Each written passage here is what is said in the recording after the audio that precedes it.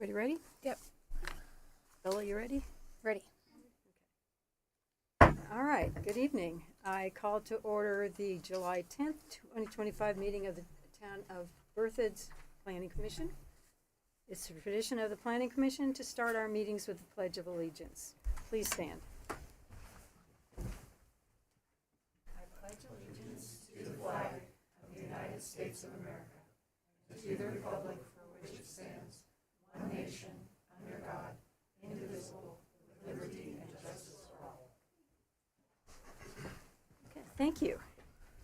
At this time, Ms. Manzo, would you please call the roll of the Planning Commission? Chair Anderson, Here. Vice Chair Smith, Here. Commissioner Hoffmans, Here. Commissioner Semidalis, Here. Commissioner Sigmund. Here. Thank you. Okay. Let's turn to the June 26th meeting minutes that are in our packets for review. Are there any questions or changes, commissioners? Anyone? Okay. If not, then I would entertain a motion to approve the minutes. So moved. Commissioner Sigmund moved. Do we have a second? Do we have a second on the minutes? I wasn't here, so you got. I second. So Commissioner Hoffman grudgingly seconds. All right, with that, all in favor, please signify by saying aye. Aye. Opposed, nay, and abstentions. The minutes are approved. We have two land use applications for public hearing tonight and suggested code amendments also for public hearing tonight. So let me provide some procedural background before we dive into them. The members of the Planning Commission are volunteers, and like many of you in the audience, we are residents of Berthoud. Our duty is to review the application materials, provided, hear public testimony, hear from the applicant, and then discuss the matters before us as they comply with the land use code and review procedures. In doing so, please note that the code and other regulatory prescriptions provide certain criteria for approval that we must consider. We have staff in attendance tonight to provide us with presentations of the land use items and the proposed code changes, to lay out the criteria and parameters for approval, and to answer the commissioner's questions. Once the staff has completed their presentation, the applicant will be permitted to provide information about the application. After that presentation, the public hearing will be open. If you intend to speak during the public hearing tonight, please sign in on the sheet at the front of the room, right there on the black table. We gain insight from the information and viewpoint that the public provides. Your input is very welcomed and appreciated. If you wish to speak tonight, you will be recognized by me.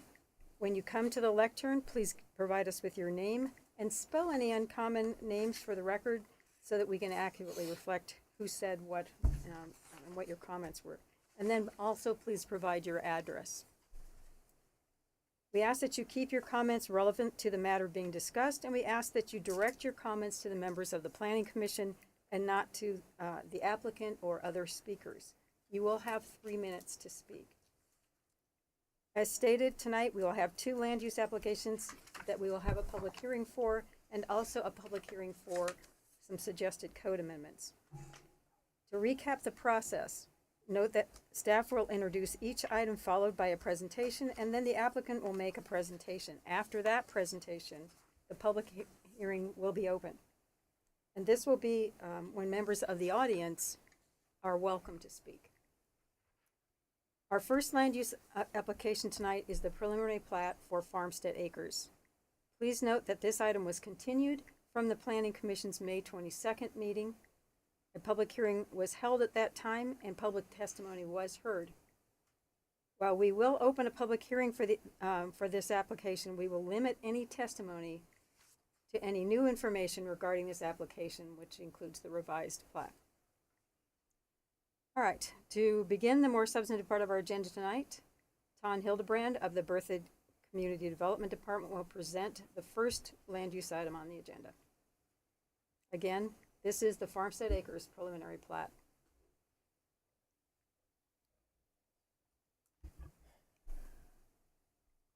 Okay, good evening, Planning Commission. Ton Hillenbrand, Planning Manager. So this is the Farmstead Acres preliminary plat. So first, staff first presented this project to you, as Chair Anderson pointed out, at the Planning Commission meeting on May 22nd. At that meeting, the Planning Commission moved to continue the meeting to today's date, July 10th. The currently undeveloped 5.92 acre property is located approximately 560 feet west in the north, Dorothy Drive and Remuda Road intersection as seen in blue on the screen before you. The subject property is currently zoned UR urban residential as well as SR suburban residential and is envisioned as suburban residential on the future land use map contained in the comprehensive plan. The applicant is proposing preliminary plat approval to create 32 single-family attached lots, 5 single-family detached lots, and multiple outlots to accommodate a park, as well as trail connections. Staff provided a full presentation of the Farmstead Acres request at the meeting on May 22nd, and in that presentation, staff presented their findings that the preliminary plat meets the applicable review criteria for a preliminary plat. So during the public testimony on May 22nd, the Planning Commission received testimony from an adjacent property owner regarding concerns related to access or lack thereof to that individual's lot at the north through the proposed Farmstead Acres subdivision from Remuda Road. While the adjacent lot does currently have access from Highway 56, the applicant was amenable to amending the preliminary plat to accommodate the requests of the adjacent property owner and would design a new access for the adjacent lot through the Farmstead Acres development. So following Planning Commission deliberation, the Planning Commission moved to continue the Planning Commission meeting to today's date, with the expectation that the applicant and the adjacent property owner work to design a solution.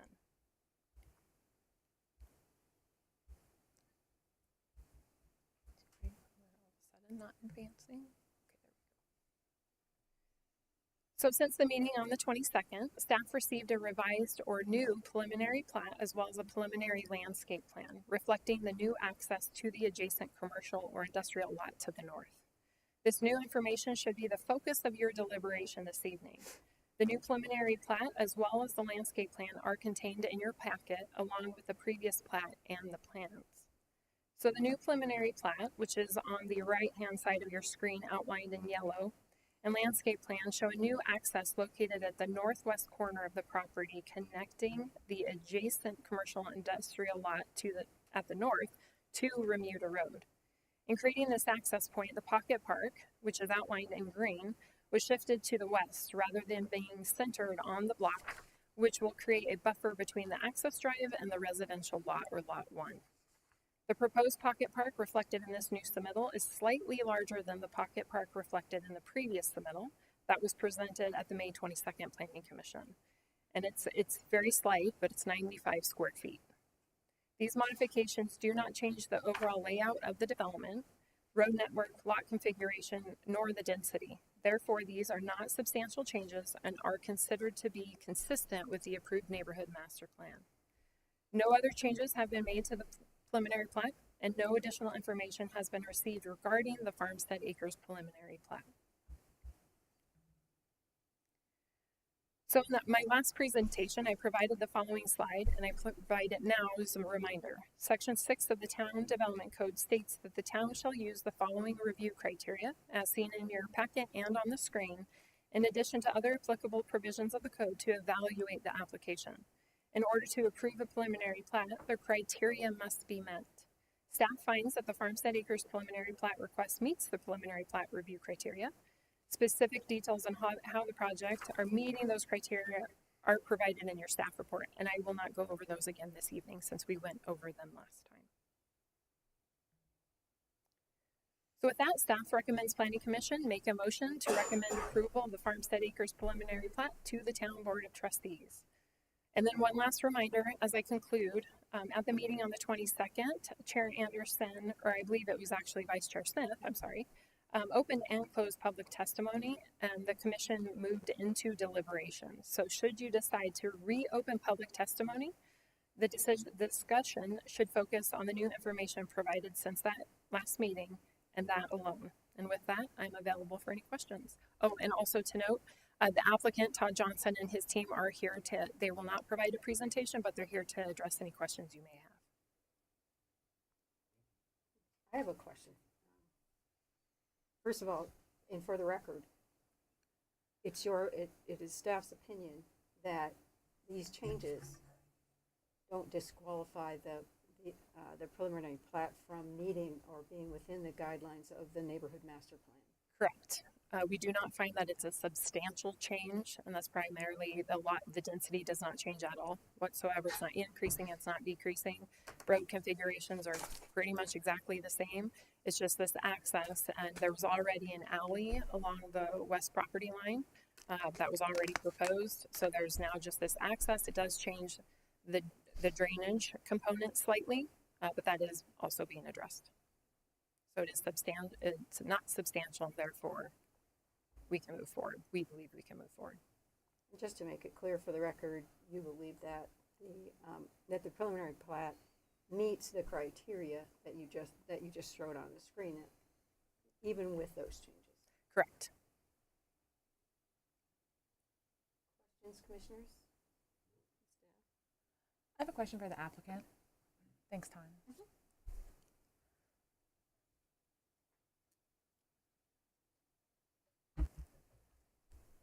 Good evening, Todd Johnson. Hi, thank you for coming back, and it's good to see the update. I remember from the previous hearing, there was considerable discussion about how there might be in truck and more industrial style traffic moving through this roadway.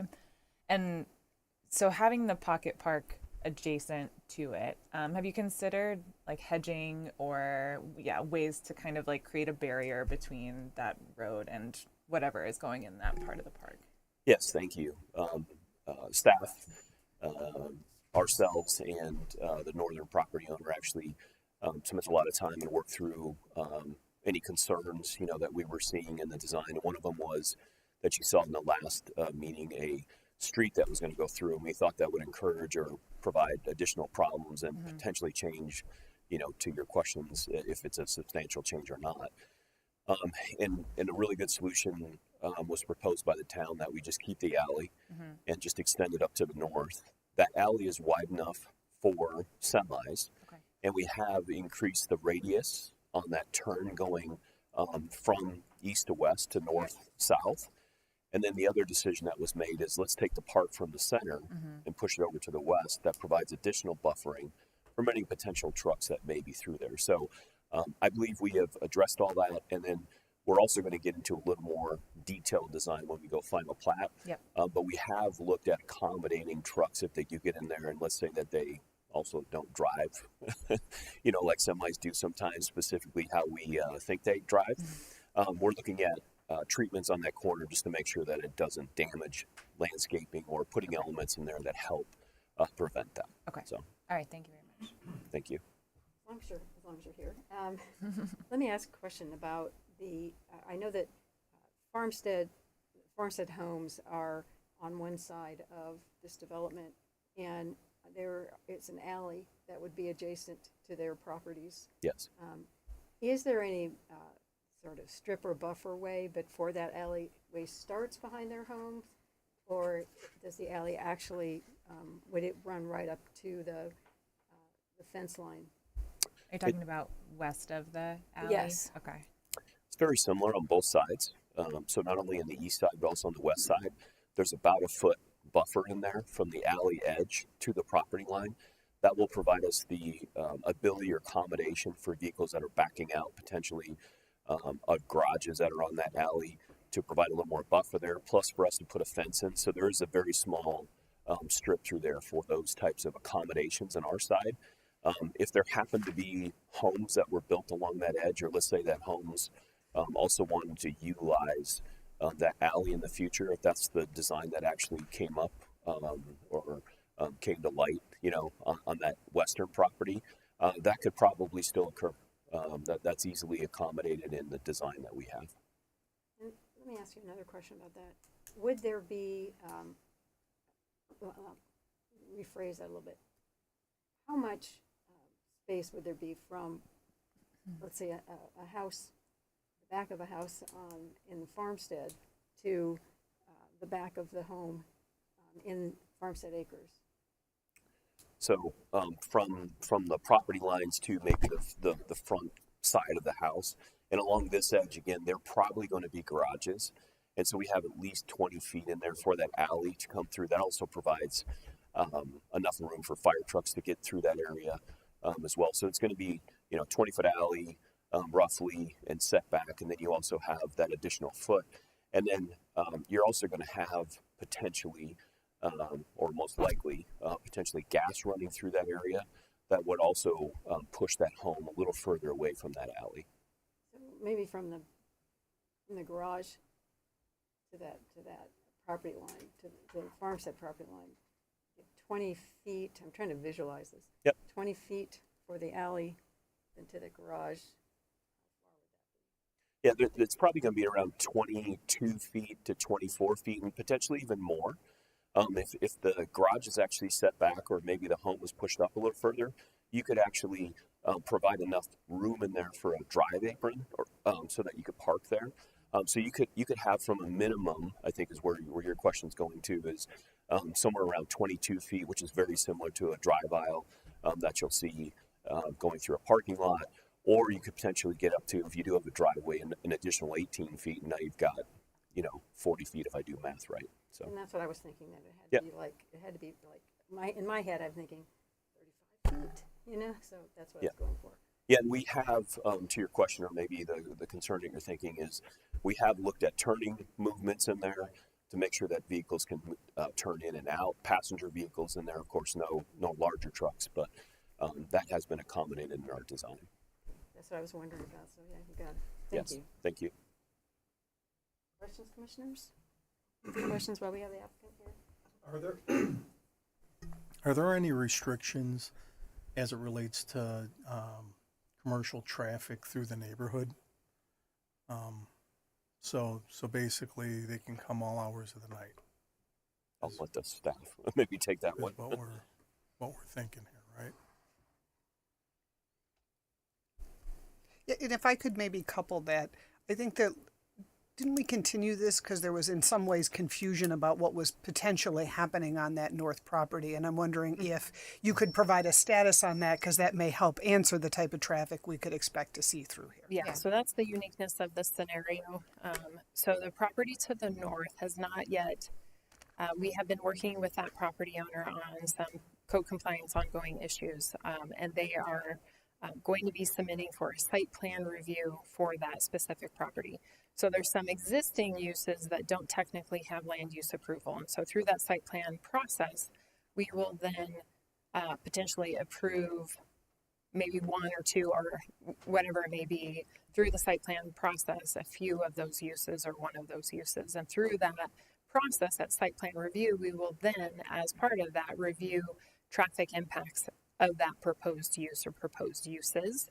So with that site plan, there'll be a traffic impact study or memo, what have you, that will discuss what traffic potential they're expecting at what type of vehicle, and then we'll go from there. So that's some of the difficulty in the last discussion, is that we don't know what's going to be going there, what will legally get land use approval, and what will be potential uses that the applicant will be proposing. We don't unfortunately know at this time. But as of right now, the lot to the north has been historically using Remuda Road to access the property, even though there's not technically legal access or legal access easement. And so it is my knowledge that they have been having some level of larger trucks that do go down Remuda to access this property on a daily basis. I believe from what the adjacent property owner is indicating that may remain, but it would be one. And we, of course, have our concerns as staff that we don't want to see semi-traffic going through the residential neighborhoods, of course, for obvious reasons. So that would be something we would consider as part of that review process, and then limit that traffic component and that would likely limit then the uses on that property. That's what I was going to ask. As part of that process, you have the ability to put regulations in place to protect from, say, 2 a.m. deliveries. You could say Correct. all deliveries between X window or the type of traffic. Correct. Yes, Okay. and that we will evaluate. That will be part of the application submittal, is giving us more information as to what would be the standard operations, what are the hours of the day that they're expecting, and then as part of the approval process, we would definitely solidify that, whether in a development agreement or on the site plan itself as a note, limiting, and so that future uses, if it's, because if it's not a change of use, other uses could go in there and use it for the exact same thing. So, Oh, I'm sorry. Go ahead. No, go ahead.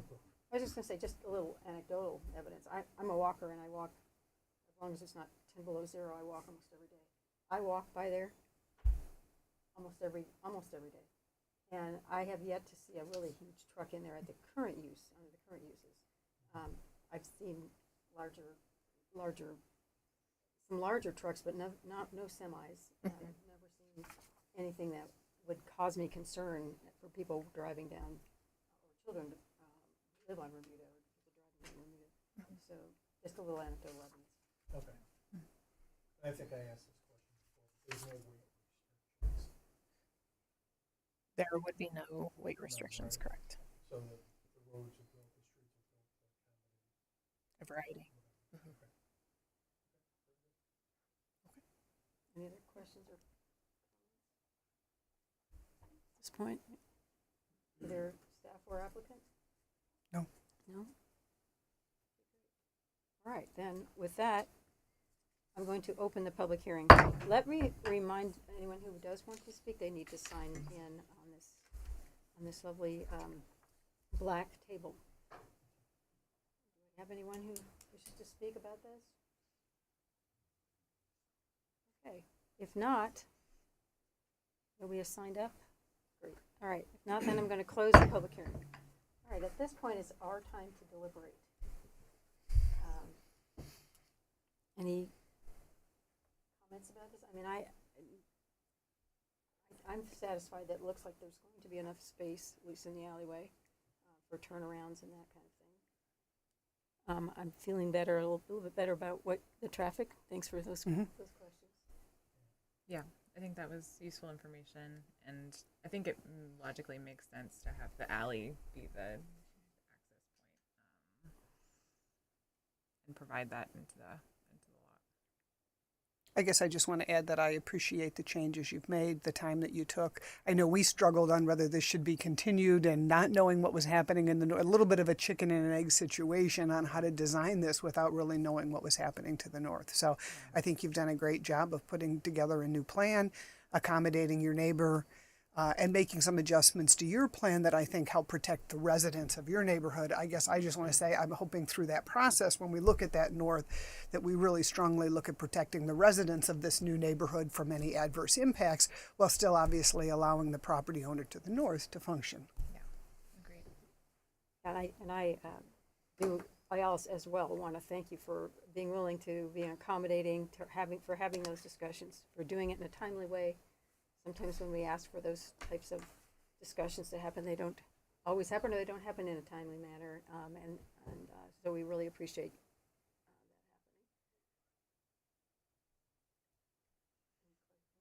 happening. Other comments, commissioners? All right. If not, then I would ask for or entertain a motion with regard to the Farmstead Acres preliminary plan. Oh, yes, I'm sorry. We do need to go through the criteria. Thank you. Should have looked at my list. All right, so can we bring up the criteria?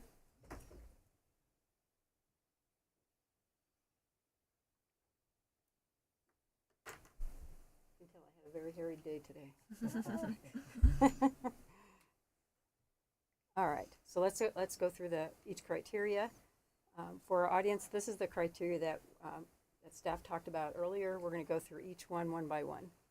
Number one, the preliminary plat represents a functional system of land use and is consistent with the rationale and criteria set forth in this code. Yes. Yes. All agree? Yes.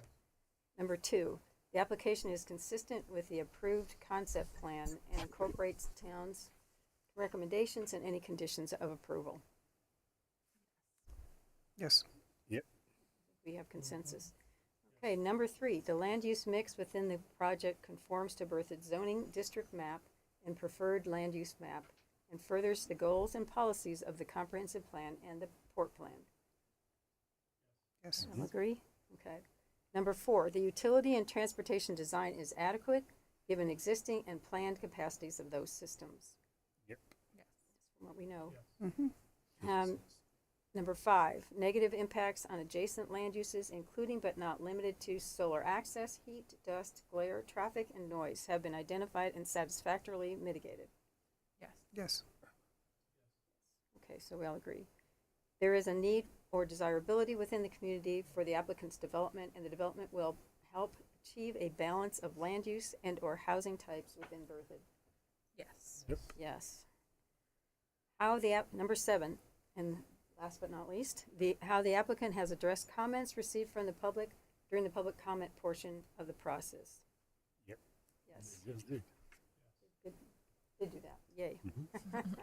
All right. So we've agreed that this application for preliminary plat has met all of the criteria. So with that, I would entertain a motion. I move to recommend approval of the Farmstead Acres preliminary plat to the Town Board of Trustees. Planning Commission's findings are based on the criteria for approval found in Section 30-6-107B of the Municipal Code, along with the findings in the attached staff report. Do we have a second? I second. So Commissioner Sigmund made the motion and Commissioner Semadalis seconded.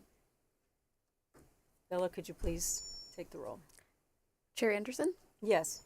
Vice Chair Smith, Yes. Commissioner Hoffmans, Yes.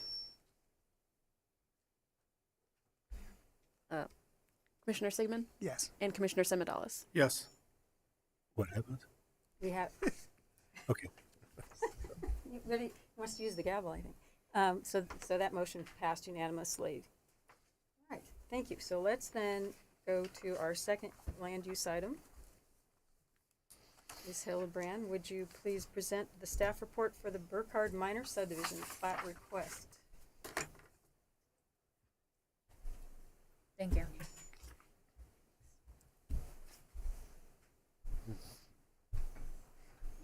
Okay, so this is the Buckhart Minor subdivision. The currently developed property is in approximately 1.38 acres and is located at 806 2nd Street. So the subject property is currently zoned M1, light industrial. The future land use map identifies this area as the Innovation District, as well as the property is located within the First Street Corridor overlay. The applicant is requesting minor subdivision plat approval to resolve an illegal lot split and thereby resolve an existing lot line encroachment. So the two subject properties are currently developed, as previously noted, and the first property is developed with 2 commercial office type buildings and a large greenhouse building, while the second property is developed with a commercial warehouse type building.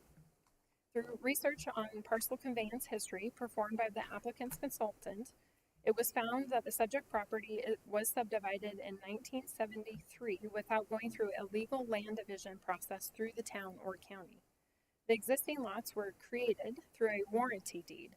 However, a deed alone would not have made the lots legal. In addition to the warranty deed, a town or county land division process would have been required. Around that same time in 1973, a greenhouse building was constructed over the common lot line. This is known as a lot line encroachment. Per current land use and building code, buildings cannot be constructed over a lot line. In order to move forward with the sale and or redevelopment of one or both lots, the lot line encroachment is required to be resolved. The minor subdivision plat process would result in 2 legal lots, so lot 1 and lot 2, thereby establishing legal lot boundaries which will result in correcting the lot line encroachment. Section 6 of the Town Development Code states that the town shall use the following criteria, as seen in your packet and on the screen, to evaluate the applicant's request. In order to approve a minor subdivision plat, the criteria must be met, and staff finds that the Buckhart Minor Subdivision Plat request meets the minor subdivision plat review criteria. Specific details on how the project are meeting those criteria are provided in your staff report. Therefore, staff recommends recommends Planning Commission make a motion to approve the Buckart Minor Subdivision Plat. So keeping in mind that you all are the deciding body, this does not go to the Town Board of Trustees. So the recommendation will be yours. And I'm available for any questions. I was going to ask you to go through the procedure. So the procedure here is for us to approve or deny. At Correct. this point. Since it does not, we do not make a recommendation to the town board. We're the approving body. Correct. Yes. So minor subdivisions are very unique in that it's in place to essentially make a slightly easier, faster, quicker process to do very minor subdivisions or correcting outstanding issues such as this. This essentially cleans up the property. For our development code specifically states that minor subdivisions can be used for properties that were originally platted in the town and create no more than 6 lots. And so this would fall under those requirements. And this review criteria that we have before us, this is very different than the review criteria we have somewhere else. Is there anything that we need to be aware of under number 2? Any comments that you guys have received in writing from the public and or any issues that are outstanding with the referral agency? Great question. We have not received any public comment on this property. So they did do the appropriate and required public noticing. So there has been a sign on the property for at least the last 15 days, I think slightly longer. We also did neighbor notification 15 days prior as well, and newspaper or legal noticing.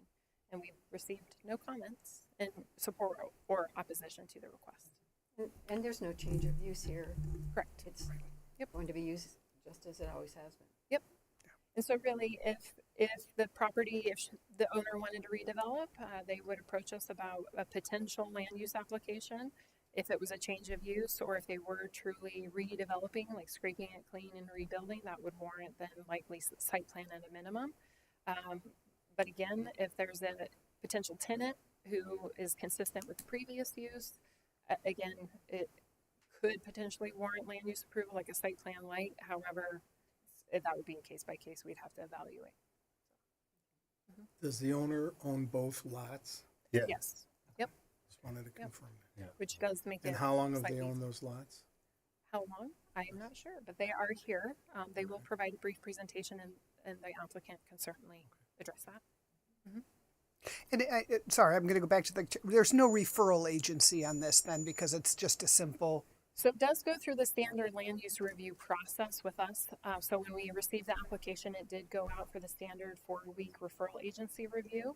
So it's pretty much a similar list of Okay. referral agencies. Internal engineering, water utilities, also Bertha Fire District. I think Little Thompson Water District even reviewed it. So it went through the standard practice, received a few comments. They addressed them immediately, Okay. resubmitted, and then we got the check off from everybody, and here we are. Perfect. That's I just wanted to make sure that the comments were addressed if there was Absolutely. any. Yep. All these buildings that are built on these 2 lots, were they all permitted?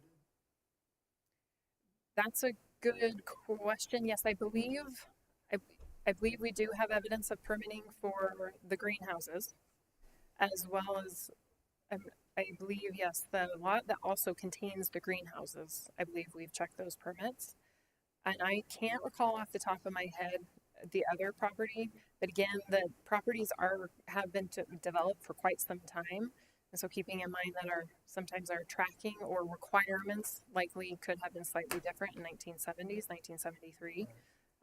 So I believe we did look into that, and I know that at least the greenhouses have definitely been permitted. And the greenhouses are the one that are really the issue relative Yes. to the lot line. So, Yes. okay. Well, I have questions about the greenhouses, but I guess we're going to get more details from the presentation. Absolutely, sure. So any other questions of staff at this point? Nope. Then we would ask that the applicant make their presentation at this point. And please state your name and your address. I will. Good evening, Madam Chair, members of the Commission. My name is Tom Donnelly. I am land surveyor and a land use consultant in private practice. I'm from Loveland. I'm also a bit of a recovered politician in my past life. So just like you, my first foray into public life was actually as a member of the City of Loveland's Planning Commission. So my condolences to all of you for what you've undertaken. I'm here on behalf of Construction Supply House and the Buckhart family, who are the owners of this property. We have a very brief presentation. I know you have some code amendments to go over. I know those are so fun that you'll want to take extra time for them. As I mentioned, Construction Supply House is the owner of this property, Dave and Cindy Buckhart. I actually have a little misprint there. They are a Berthoud small business. They've been in operation since 2005. I think they didn't move into this facility until about 2019. And so before that, they were actually in Campion. So I have a little bit of a typo there. But they've been in town for quite a long time. They purchased this property, as Todd mentioned, as it exists today is how it was when they purchased it. They haven't changed any of the buildings or structures. They're requesting what we believe is a pretty minor change. It's nice following Ton because she does such a good job that I don't really have much left to say. But here's the before and what we hope is the I was after. gonna say, it sounds like you've been a politician. Yeah, that's right. I'm gonna kiss some babies after this. Here's the before and after. I think is pretty. This is the most informational thing I could do, more than anything else I could put up here. As you can see, on the left is the county assessor's website shot there, screenshot, and you can see the property line in red there in between the buildings running right through the greenhouses in the back. And so what the Buckharts are proposing to do to clean this up is to shift that property line approximately 30 feet. It's not exactly, but approximately 30 feet so that they have some space in there and that clears the greenhouses and provides some ability for both properties to actually access, which we think in the long run is probably a smart plan, is to plan on some joint access and to make sure that everybody can get around in those properties. That's really the gist of this proposal. I will say just that, just a comment on the land use, that it's so common for stuff that was developed in the early 70s, because I think that land use requirement, subdivision was required, I think, in 72, isn't that right? And so, there was no, you think about that, there was no internet, there was really, there's very limited. There was probably no local television, obviously, so where you would find out things by reading the newspaper. So it was pretty easy for some of these properties in the early 70s to kind of do the old way, kind of the old way where they'd subdivide by deed and things like that. And so I actually commend the owners. Whenever I work on one of these, I always commend the owners for actually trying to clean it up and fix a problem, which in some instances has been going on for 50 years or more, right? And so we think that we were talking a little bit before I came up here, and we think those original buildings we think they might be from the 60s. So they might even predate, building code requirements, or maybe even earlier than that. The greenhouses came later, but we're not. They in the 70s, I believe, as well. And so we think that they do have building permits. So we think everything that was required to get a building permit at the time it was built actually did do that. The hand slap is that they subdivided by deed, which was a big no-no. So we seek your approval here to try to remedy this situation. The Buckharts, I don't know if they have concrete plans, but they've been in business for 20 years. They're thinking about what the next steps in their lives might be, and that might involve selling these properties or doing something different. And so I don't know if they have I don't know if you asked Cindy if she knows really exactly what she'll do, but I know that she wants to be ready in case something comes up. And so this is a good way to kind of get that prepped. And so we're here asking for your support on this, and you are the decision-making body, as Tom said. So we'll look forward to your questions and concerns to hear about that, and hopefully your votes. So thank you. Thank you. And I'd be willing to answer any questions you might have. Any questions of the applicant? Commissioners? Me too. Yeah. I guess I've got a comment and a quick question for staff. First of all, my OCD, I love when these get cleaned up. So 40 years in municipal government, there's so many weird little plats that just happen over time that I like when they get fixed. So again, the before and after, it's just nice to see it clean and right. So Can staff just confirm that both of the lots that are being created meet all of the town's codes relative to size and configuration standards?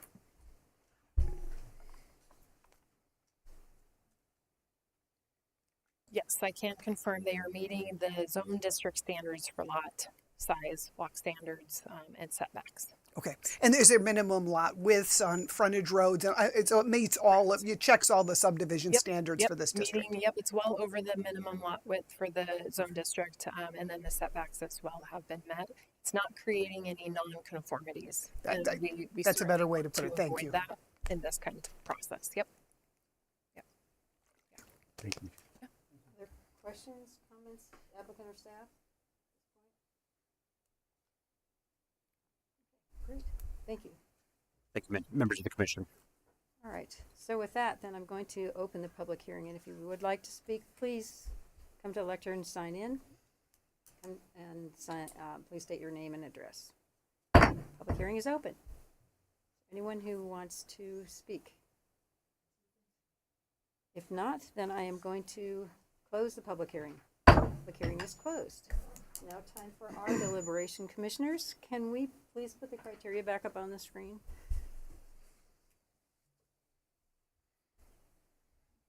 And for the audience, we're going to go through this criteria for approval. All right, let's start with number 1. The minor subdivision plat is in compliance with this code, the town comprehensive plan, the port plan, and any additional master plans or overlay districts affecting the property. We just heard it was. Yes. So, all right.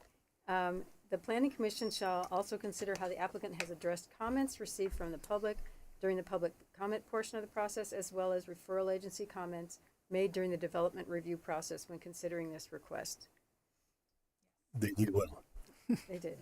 So, all right. So we have consensus on both 1 and 2. With that, then, I would entertain a motion with regard to the Come on. Burkhardt minor subdivision plat. I move to approve the Burkhardt minor subdivision plan. Planning Commission's findings are based on criteria for approval found in section 30-6-109C of the municipal code, along with findings in the attached staff report. I second. So we have a motion by Commissioner Semadalis and a second by Commissioner Hoffman. Ms. Manzo, would you please take the roll? Chair Anderson, Yes. Vice Chair Smith, Yes. Commissioner Hoffmans, Yes. Commissioner Sigmund, Yes. Commissioner Semadalis. Yes. A unanimous vote. Thank you very much. Thank you. All right. Thanks for your time this evening. Thank you. Wonder, do you have future political aspirations? That was really good. We have an opening on the Plan Commission if you live in town. That's kind of what I was going to say, yeah. Oh, we did. We have an Anyway, opening for the Got a good commission. experience, Oh, right? okay. All right, so next on our agenda are the amendments to the, proposed amendments to the code relating to short-term rentals and the Mountain Overlay District. Director Johnson, are you, okay? You're busy Planner Hildebrand. I don't know, Director Johnson, you're not, that's not very nice. You made her do all 3. You'll get Ann for a brief moment here in a moment. She knows how to delegate. Yeah, there you go.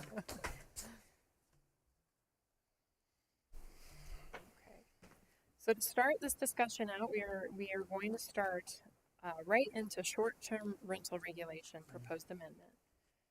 So as you recall, or as you likely recall, the Town Board of Trustees adopted short-term rental regulations, Ordinance 1342 of Series 2024 on August 13th, 2024.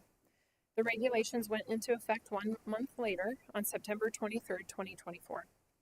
The process to develop the short-term rental regulations included a community questionnaire, special interest group discussions, extensive research regarding industry best practices, and multiple work sessions with the Town Board of Trustees. Staff produced the first draft of regulations following a work session in November of 2023, a second draft following a work session in January 2024, and a final draft following a work session in March of 2024. Each draft incorporated both community and Town Board of Trustees feedback. Upon adopting the regulations, staff hosted 2 public webinars. The intent of the webinars was to go over the short-term rental regulation business license, the short-term rental business license approval process, including requirements and expectations. A recording of the webinar was available and is still available on our planning department website for those interested in pursuing and applying for a license. On average, applicants are completing the application process in 25 to 30 days. As part of the work sessions, this extensive discussion was made regarding separation requirements between approved short-term rentals as a mechanism to manage the saturation of short-term rentals in neighborhood environments. Through the research process, staff found that this was a common practice in some communities within Colorado to manage saturation. While separation requirements could help manage the number of approved short-term rentals in a neighborhood, the requirement could also create some challenges. After evaluation and consideration of differing separation distances, and as you might recall, it included 200 feet, 400 feet, 500 feet, and 600 feet. And the map that's actually on the screen in front of you, as you may recall, I realize that time has elapsed, but that was the map we created to show you the differences between those different separations. So following those, interpreting and looking at those distances, the Planning Commission and the Town Board both moved to adopt a 200-foot separation requirement between approved short-term rentals. Since implementing the regulations in September 2024, the Town Board has received 12 total short-term rental applications. Of the 12 short-term rental applications, 8 have been approved and 4 have been denied due to not meeting the separation requirement. The 4 that have been denied are all located in the same neighborhood, which is the Heron Lakes Townhomes. No other short-term rental applications elsewhere in the town have been denied due to not meeting the separation requirements, nor any other reason for that matter. Since implementing the regulations in September, the town has received consistent feedback from one community member opposing the separation requirement and requesting its removal. This individual was one of the 4 applicants that was not approved due to the separation requirements. It is staff's understanding that our neighborhood services or code compliance officers have recently received complaints pertaining to this individual's property, and it appears that they are currently operating a short-term rental without approval. Based upon direction from the town board, the current 200-foot separation requirement is being proposed for removal from the short-term rental regulations. A red line format of the short-term rental regulations reflecting this one change are attached to your staff report. And there are no other changes to the short-term rental regulations being proposed at this time. So I can either take questions now or in a bit, and we can let Ann step up to talk about the other component, or I can answer any questions you might have right now. So the question is just to remove the 200 foot separation. Correct. So it means that 2 houses close to each other could, okay. Yep, could potentially mean that every house on the block, as long as we're not exceeding our 50, our cap of 50, could potentially all be short-term rentals. So again, in theory, I'll make it up that let's say there's 40 townhomes. All 40 townhomes could turn into short-term rental. Yes. Yeah. Indeed. And one last clarification. The board is it the request? Is the community member that's been denied, that's running it anyway, are they the one that has requested this amendment, or is the town board requested the amendment? That individual has been continuously contacting the town board requesting the removal of the separation requirement. And at that individual's request, the town board has given staff the direction to move forward with evaluating removal of the 200-foot separation. Thank you. And that's why we are here this evening. Let me ask you, this is a procedural question and something for all of us to kind of consider. I do think we probably should talk about these sets of code amendments separately. You've got the short-term rental one is one kind of issue. These other amendments are kind of another issue. Kind of Agreed. 2 tranches. And so if you all are amenable, I want to split this issue so that we are talking about the short-term rental one separate from the other code amendments. Fine. So with that then, what I'd like to do is let's start with this one. you will open the public hearing on this one, close the public hearing on this one, and then vote however we're going to vote on, you know, and then do the motion and vote, and then we'll go into the second one, if that's all right with everyone. Yeah. Okay. All right, so we're going to bifurcate these, we've all agreed. So with that, we've had your presentation. Are there questions of of Ms. Hildebrand with regard to short-term rental change that's been requested? I may have some, but I would rather do it as part of deliberation, I guess. I'm Okay. confused because I thought that Heron Lakes had an HOA that banned the short-term rentals. So that great question. Yeah. Okay. Yeah. So Herring Lakes, it does have a metro district that is comprised of multiple, I don't, like units, districts. Yeah. Thank you. This specific district that covers the townhomes, and the townhomes alone allows short-term I see. rentals. Okay. Otherwise, it is my understanding that no other of the districts, and I believe there may be 7 or 6, something along those lines, allows short-term rentals. Okay. So when we first presented short-term rental regulations, as you may recall, there were some on Desante Bay that were getting a lot of attention. Those, per the HOA, would not have been allowed, and would under their current regulations as well. But Okay. aren't there short-term rentals that have been approved in those areas? No? Not by the town. Not by the Nope, town? we've only approved the 4 in the townhomes, and then the others are elsewhere in town. And my understanding is that the Metro District hasn't changed their regulations because they felt that what was ultimately adopted by the town was going to be sufficient to kind of cover concerns. And as I recall, correct me if I'm wrong, but I remember the testimony when we reviewed this the first time, and it was the Plan Commission's recommendation that the town board add some type of separation Yeah. requirement, and they agreed with our recommendation. That's correct. And as I also recall, part of that was due to testimony by several people who said, we have 4 or 5 of these on our block, and Yeah. it's causing a lot of disruption and Yeah. a lot of extra parking. I remember that testimony. So I guess as I think through that, I'm wondering why we would revisit that now when just last year we heard those Yeah. people testify that this was an issue, that there were too many right next to each other. I'm a little puzzled by this. Can I ask a question?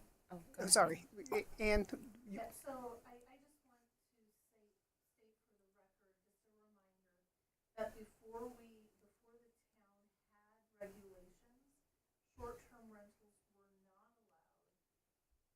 There were several individuals that were told to stop operating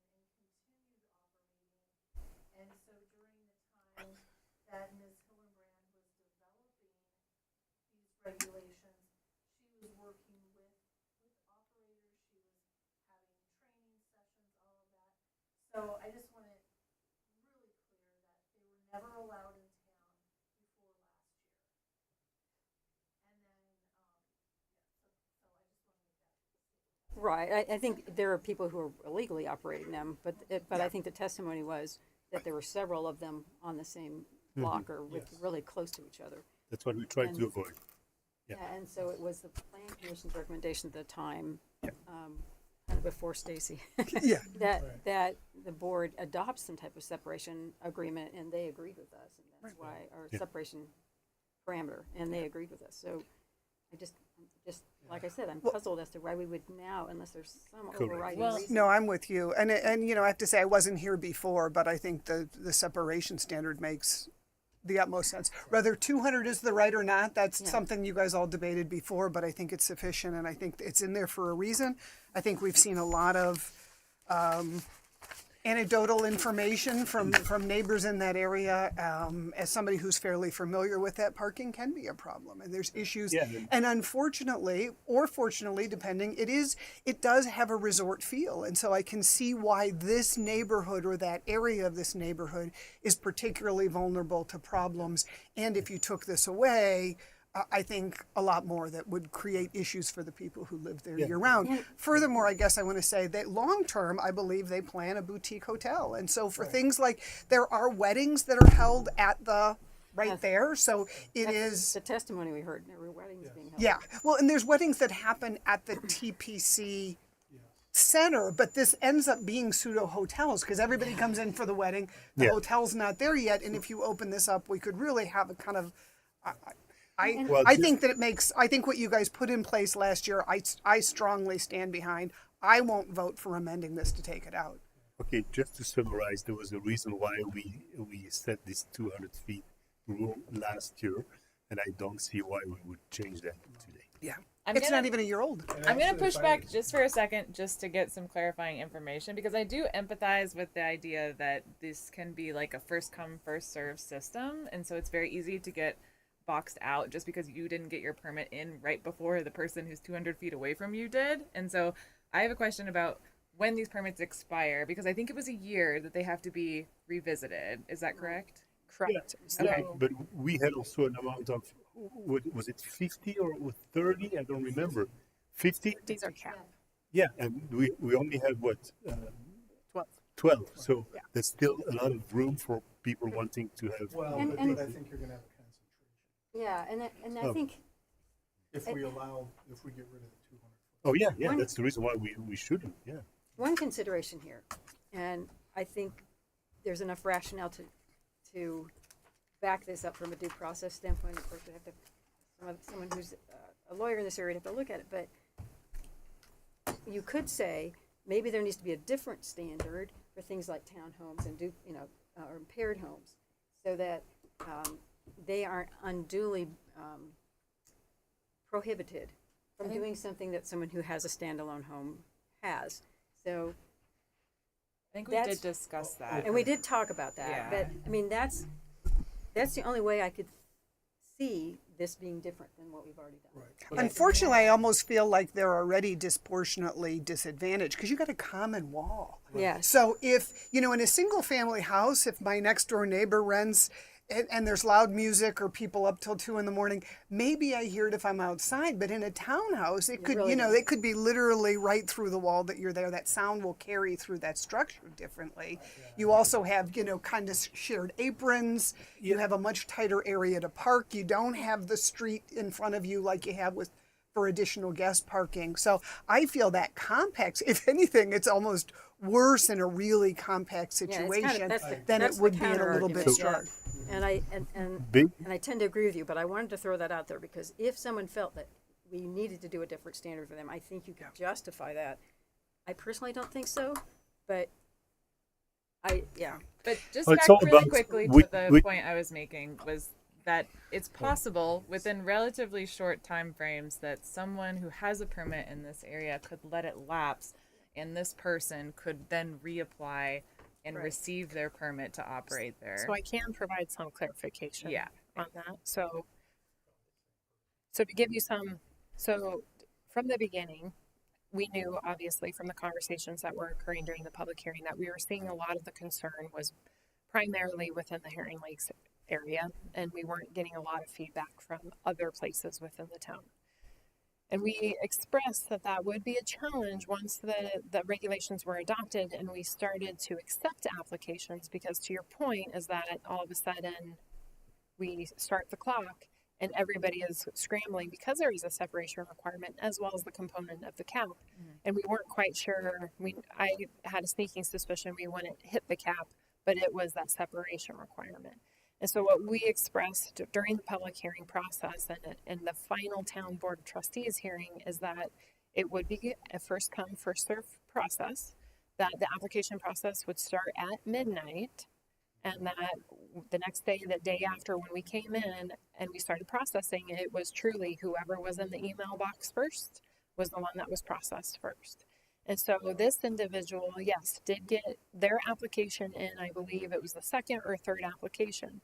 However, the other portion of this that we discussed during public hearing is that because it was going to create this onslaught, and out of fairness to everyone who was wanting short-term rental approval, is that if you were missing any of the required submittal items, or if they were deficient in a substantial way, you would be kicked from the queue. So this individual got kicked from the queue because they were missing a required document, and it was a substantial document. In addition to that, they had a handful of deficiencies with the other documents. And so staff made that decision to go ahead and remove that person from the queue out of respect for the others in line. And so, of course, by the time then a month later, when he addressed all the issues and resubmitted, at that point, others within 200 feet of his property were already approved. Is just out of curiosity, because I do sympathize Yeah, with I that. just wanted It's to- a little bit, that information it's a little hard. Yeah. Is there then a wait list? So if he was, let's say now the fifth, you could only do 4 in that area, and because of the queue, the way his application came in, he ended up being 5th, you couldn't issue it. If one of those other 4 goes away, does he or she then have the first? Yeah. Would he automatically bump up and be eligible if one of these others ceases to become So we short? did not adopt a wait list. However, in that process, we did so like I said, there were 4 that were denied due to the separation requirement.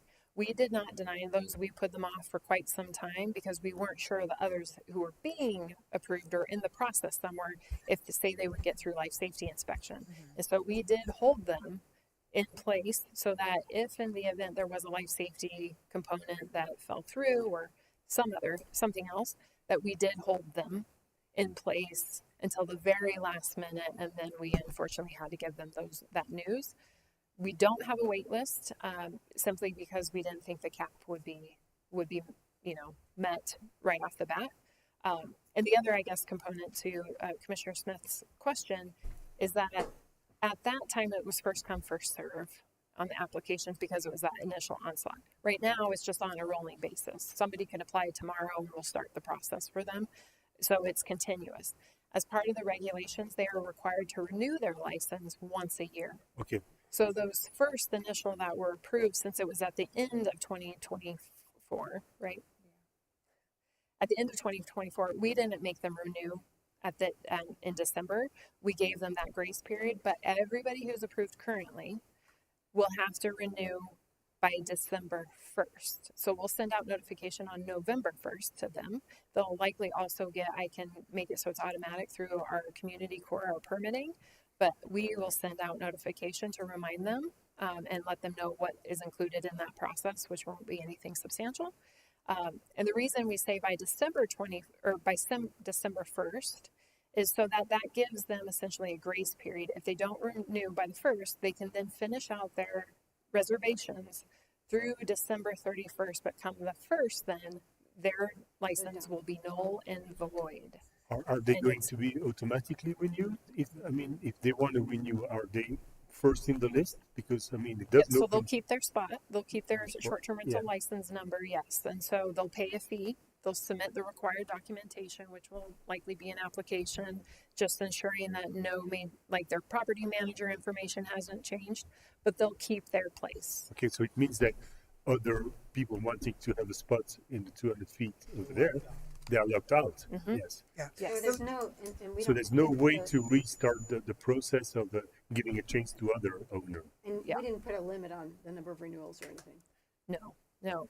Would it be possible, or is it problematic for you to think about a wait list? Because it seems like, okay, let's use Heron Lakes because this seems to be the issue. Say 4 are allowed based on the 200, and all 4 are issued, and there's a 5th or 6th person who wants it. I'm thinking of condo boards and things like that. They also limit how many people can rent in a condo building, and once they're there, but then you get on a wait list. You put your name in, and if and when one of the other units stops renting and gets sold, it goes to the next person in line. And I know when you did this a year ago, with the 50, you didn't anticipate it, but it seems to make sense that if there is somebody who's pending and one of these doesn't renew and goes away, that person's in line, because otherwise I don't know how they know to Yeah, like, oh, quick, get an Right. application who was in, or maybe the person who didn't renew doesn't like that person, and I tell you, quick, get it in before Bert finds out. I mean, it seems like that we need to find some way to kind of make it Yeah. as fair as possible, but not overburdening staff. I mean, So I'm, we, yes, So, we did can I- discuss that, and that's the challenge is overburdening staff and having the staffing ability to keep track of lists. So in my experience with Larimer County, which was extensive in maintaining a wait list, it was a nightmare. And Larimer County has an actual administrative team who kept track of the wait list. There were well over in Larimer County, granted, yes, Larimer County is much larger, but there were well over 100 people on a single wait list for Larimer County. And it was an absolute tracking nightmare. And so I think that we felt that if you do have interest in short-term rental and getting approval, then you'll keep tabs. And we do, keeping in mind, have our short-term rental interactive map that's available 24/7 up on our website so that you can see where each one is approved, property manager information. So really, we expect that the community will keep tabs if they're really interested and if one falls off. Thing is I highly suspect that once you have a short-term rental license, it's unlikely that you're going to let it lapse. Yeah. So Because the other challenge too is that I know there's some legal challenges that we discussed, that telling them you can only residency requirements, we can't put anything that because that would be against state statute, I believe. And there's some limitation, like wanting to limit your license to 2 years and then you have to give it up. I know there were some legal issues with that as well. yeah. Plus, with the 200 feet, even if you have a wait list, it may be that the location where you are will not be selected because of another distance from 200 feet. Right. Because someone else is over there. So I understand it would be a very big difficulty to track all the wait list, and because we're thinking probably make after each year you have, let's say for that location you have 10 applicants and you have probably room for 3. You just randomly out of the hat but with the 200 feet distance it makes the challenge a lot higher. Yeah. At least the applicant knows the date of renewal, right? Yes. So you can always check back on January 1st to know whether or not anyone has dropped Yeah, off. they've dropped out or not. But then, so when we talked about this originally, it was a first come, first served For those initial Yes. applications. Right. for the initial. Uh-huh. And then, was there anything that we wrote that if you had a license, you could keep the license if you renewed it? So you could basically keep that placeholder as long as you kept renewing and lock everyone up. Mhm. We had that in there? So in our code, it says that you are required every year annually to renew. And then if you do not renew in the specified amount of time, there is language in our code that says that your license then become null and void. Yeah, but if you There's no exceptions. do renew, you have the priority. Yeah. Among Correct. Yeah. And if I may, there's also, if you're a bad actor, Yeah. there is an opportunity where you lose your license, and then that could open up the door for somebody to come and be a good actor. Yeah, so with our evaluation come November, we will be getting with our neighborhood services officers and we will be looking at any kind of history with any of these units and if they've received any complaints.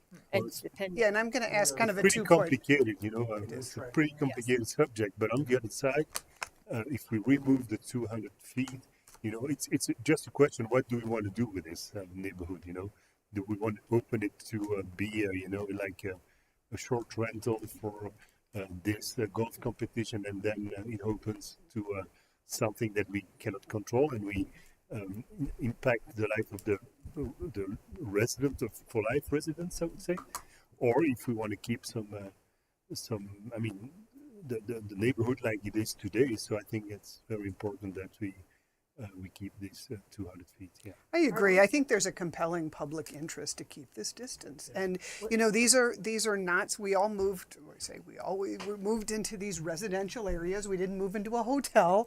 And I think, we recognize that this is a trend that people like to do.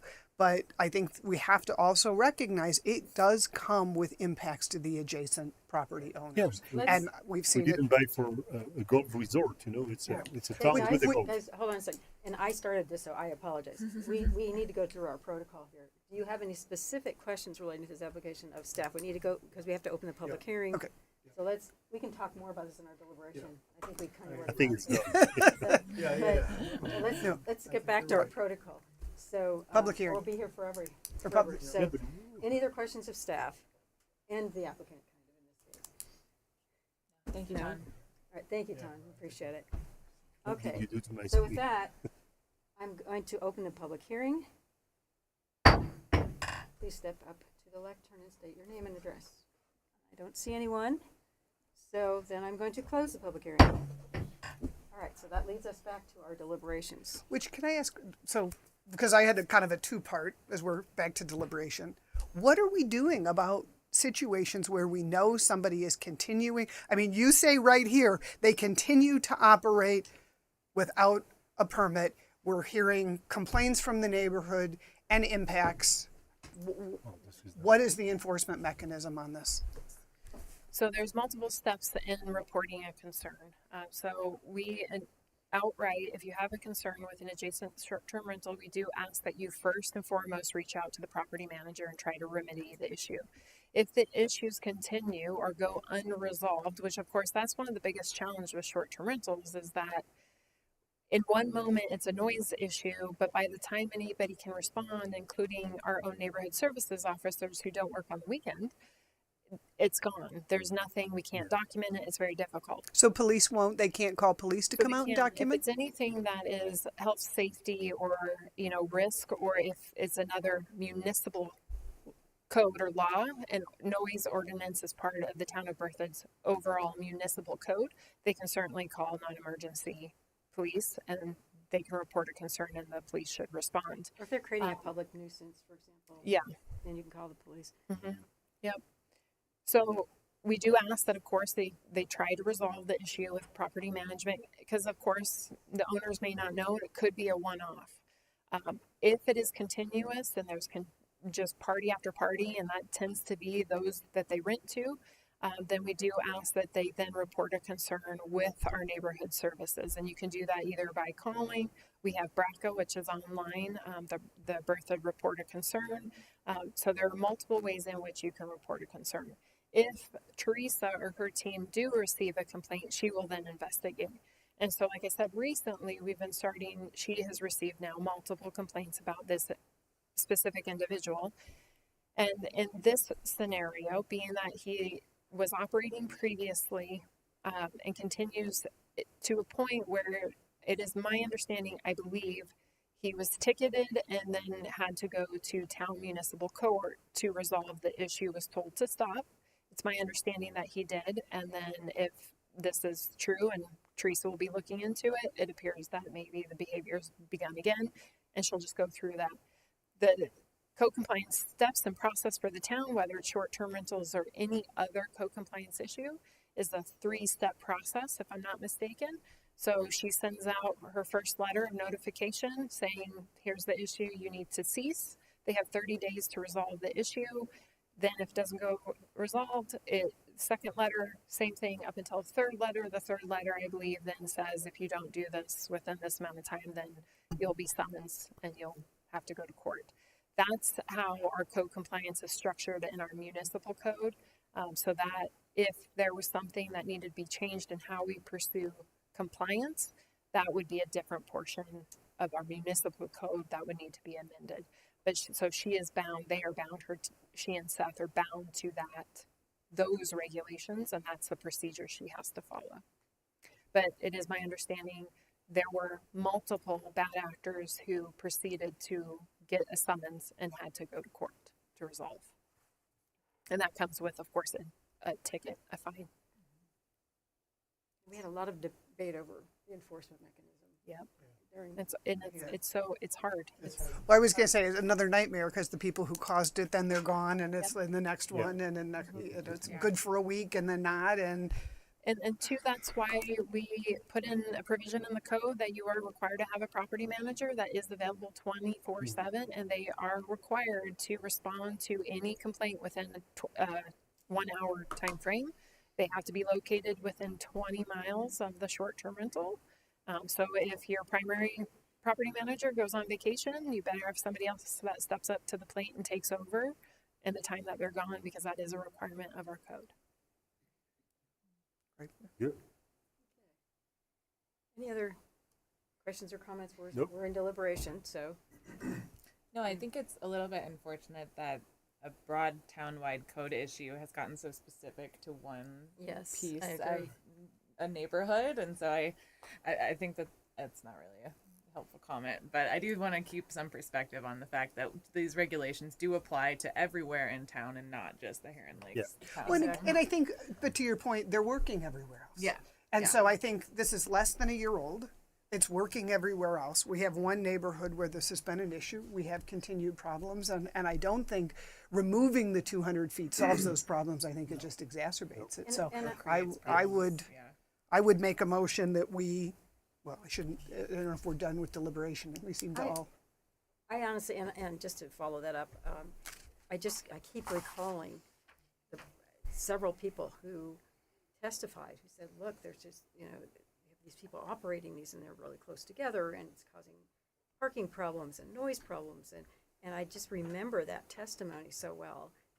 We haven't given this, enough time, I don't think, or to really see where maybe there's some kinks where, maybe 3 or 4 years down the road, we see, well, this might be problematic, this might be problematic. And then it would be the time to make changes for those things.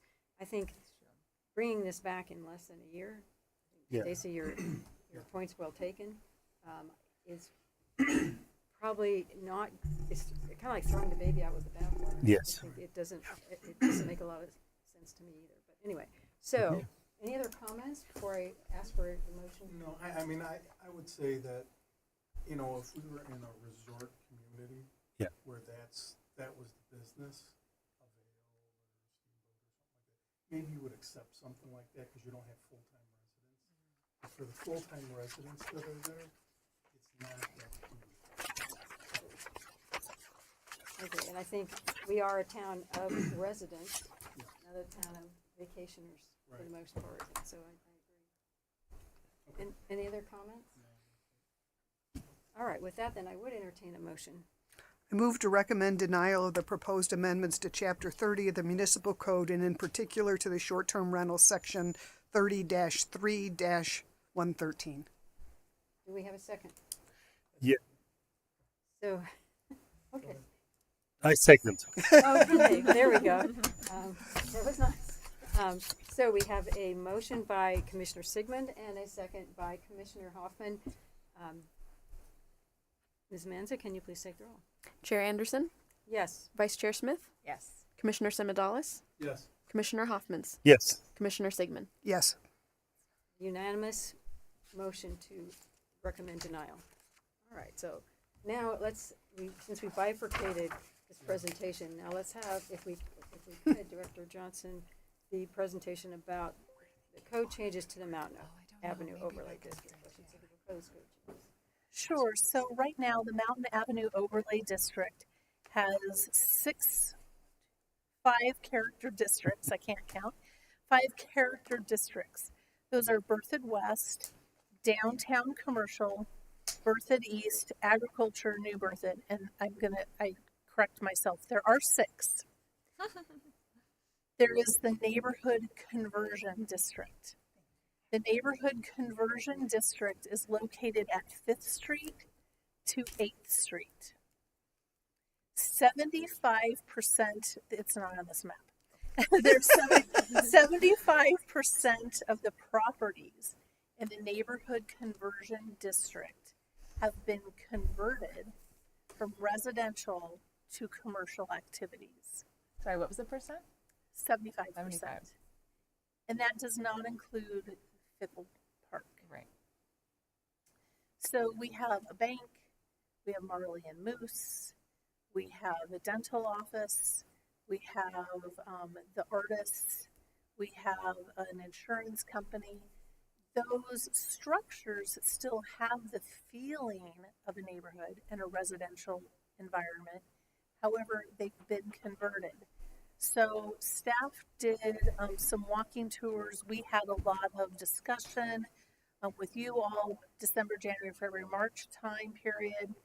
And staff would like to propose eliminating the residential conversion character district. We're not changing the zoning, we're just changing that overlay. And so to change the overlay, there will be absolutely no difference except when it comes to setbacks. So if someone wanted to purchase one of those properties that's currently in the residential or neighborhood conversion overlay, they would follow the setbacks that are on the left column, versus if it's changed to downtown, the only physical difference to developing the property are in the setbacks. So from Mountain, right now for residential conversion, the setback is 20 feet maximum, 10 feet minimum. Downtown, it's going to be a 10-foot difference. It's 0 to 10 feet.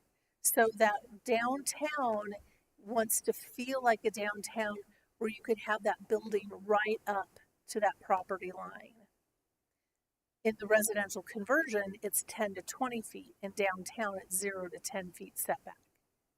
So from a secondary or a side street, 15 feet maximum in residential conversion, 10 feet max. So that's a difference of 5 feet less, and then 10 feet to 0. Side yard, if it's a 3-story building, it's 0 feet in downtown, 10 feet in residential conversion. Side yard 2 or 1 story, it's 5 feet, and it's 0 feet. So what it's really doing is that difference. If, let's say, somebody would want to redevelop that motel area on the south side between 6th and 7th, just south of Fickle Park. If they wanted to redevelop that, they could then build, they would have to, depending on the height, they could either be 5 feet from the side, right now, 5 feet from the side, or if they're 3 stories, it'd have to be 10 feet from the side. If they go to downtown, they can build right up to the lot line. And sorry to interrupt, how does the Mountain Avenue sidewalk play into this? It wouldn't be disturbed. Okay. I mean, they could build like it's just right where up the to physical sidewalk. building would Yep. be. So they would, yeah. in theory, they could build right up to that sidewalk. Yep. So their door opens out to the sidewalk. Yep, like a downtown commercial building. And again, while the structure of the conversion from residential to commercial, the physical structure and feeling of that 3-block area hasn't really changed much. Although there is a bank, there's the vet, there's some other things that look more commercial in nature, the use of the area has changed. So again, we're not changing zoning of properties, just how they fit in the overlay district. And we walked that, staff walked it, we walked it with the town trustees, and because so much had already been converted to commercial use, we just thought, let's go ahead and eliminate that overlay district. So what is the motivation to, what is the rationale behind that? To motivate people to buy bank, for example, and do something with more businesses and then closer to the industry? Is it the motivation? So there's some motivation because individuals have expressed interest in redeveloping some of the properties that are in that area and redeveloping properties to the downtown standard versus residential conversion on properties that have already been converted from residential use to commercial use. And then it's just such a weird 3-block stretch that there's more connection to the downtown than there is to then West Berthoud, which then starts at 8th Street and moves west. So it's cleaning the code up so there's no more uniformity, and it allows the downtown, that historic downtown and that historic downtown charm to expand 3 more blocks, except for Fickle Park would never be a commercial area. Is there any instances where any of the properties that would be impacted, I'm sorry, I'm kind of new so visually, and I'm kind of going back to where you end up with like a new next to agricultural. I want to make sure that I like the idea of these properties getting built to the commercial or the downtown standards. Is there ever a case though that you would have a commercial, one of these properties would be adjacent to something that is intended to stay single family? And do we need a different setback? You know, if it's, as you go along, if it's commercial, but if all of a sudden that last one is commercial to residential, would there be a different setback standard when it abuts something that's zoned and intending to stay residential? I'm trying to think. I'm not sure I'm explaining I think that it's right. all zoned commercial, and if Tom can double check that, everything is zoned commercial in that area already. Okay. So even if you have a historic residential structure, it's still zoned commercial. Yep. I'm trying to think of the, So Okay, even perfect, thank the you. like 25% of buildings that are still houses in this area are all zoned C1. Weird. you're just grandfathered in, right? So, and they're grandfathered into the overlay district. They're But if grandfathered they got out, I should say. But if they got torn down and they got rebuilt, they could get rebuilt Correct. outside of the residential footprint. Yes. Right now, there's a house and it's still a house. You sell it, right? Now they can go right up to the lot line. And I'm just curious. So I understand it's zone commercial, but is it? I just want to make sure that we're not unintentionally impacting a neighbor on one of the fringes that, you know, counted on a 10-foot side yard setback and now they have 0. And changing the feel of the town. Well, the overlay district itself, I mean, you have certain boundaries and parameters that are in the district itself, and those have been known for quite some time. So, and there's only certain things that can happen within that overlay district. So, I guess the idea there is that's kind of an issue that's already been addressed because of the overlay district happening at all. Okay. You know, Because there are some residents, single-family homes, between, we'll say, 8th and yeah. not a whole lot. There are just a few. Yeah, there's one at the northeast corner of 8th and Mountain, the big blue house that's still in residential use. There's then the artist across the street. Charlotte Sink. And then there is, I believe, one residential structure. Then you have another commercial enterprise.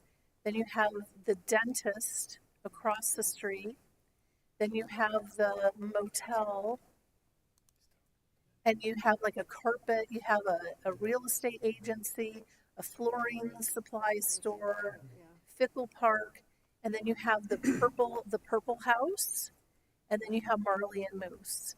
So I think out of all of that, you may have 3 properties that are currently still residential. Everything else is commercial. And the purple house Yeah. is kind of consistent with the street next to, behind it, so it doesn't seem, it doesn't look like it would be commercial anyway, but.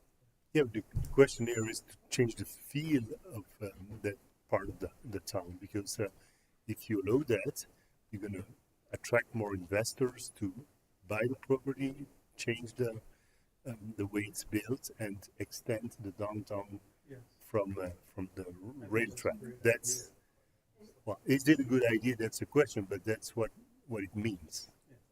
So, and honestly, I like that feeling of, still being a residential part, and then also it's a kind of an introduction to everything that is on the north of Mountain Avenue, with these pretty nice houses. So that's the question is here: do we want to change the?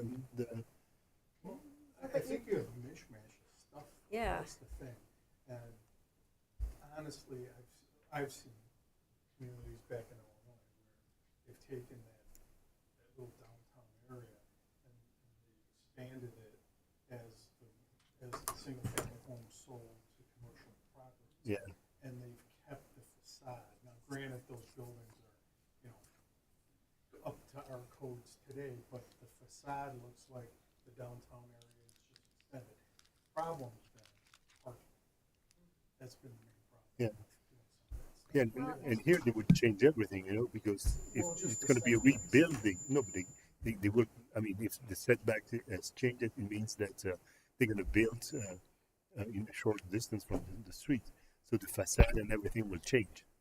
That's a problem we have downtown anyway. I don't think changing this is gonna make that any better, or, and I frequently walk this area.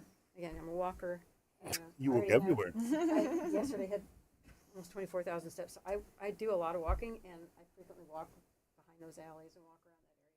I mean, these people, if that live in the, on the other side there, if they're not used to commercial activity by now, with those properties that are across the alley from them, you know, they're never going to get used to it.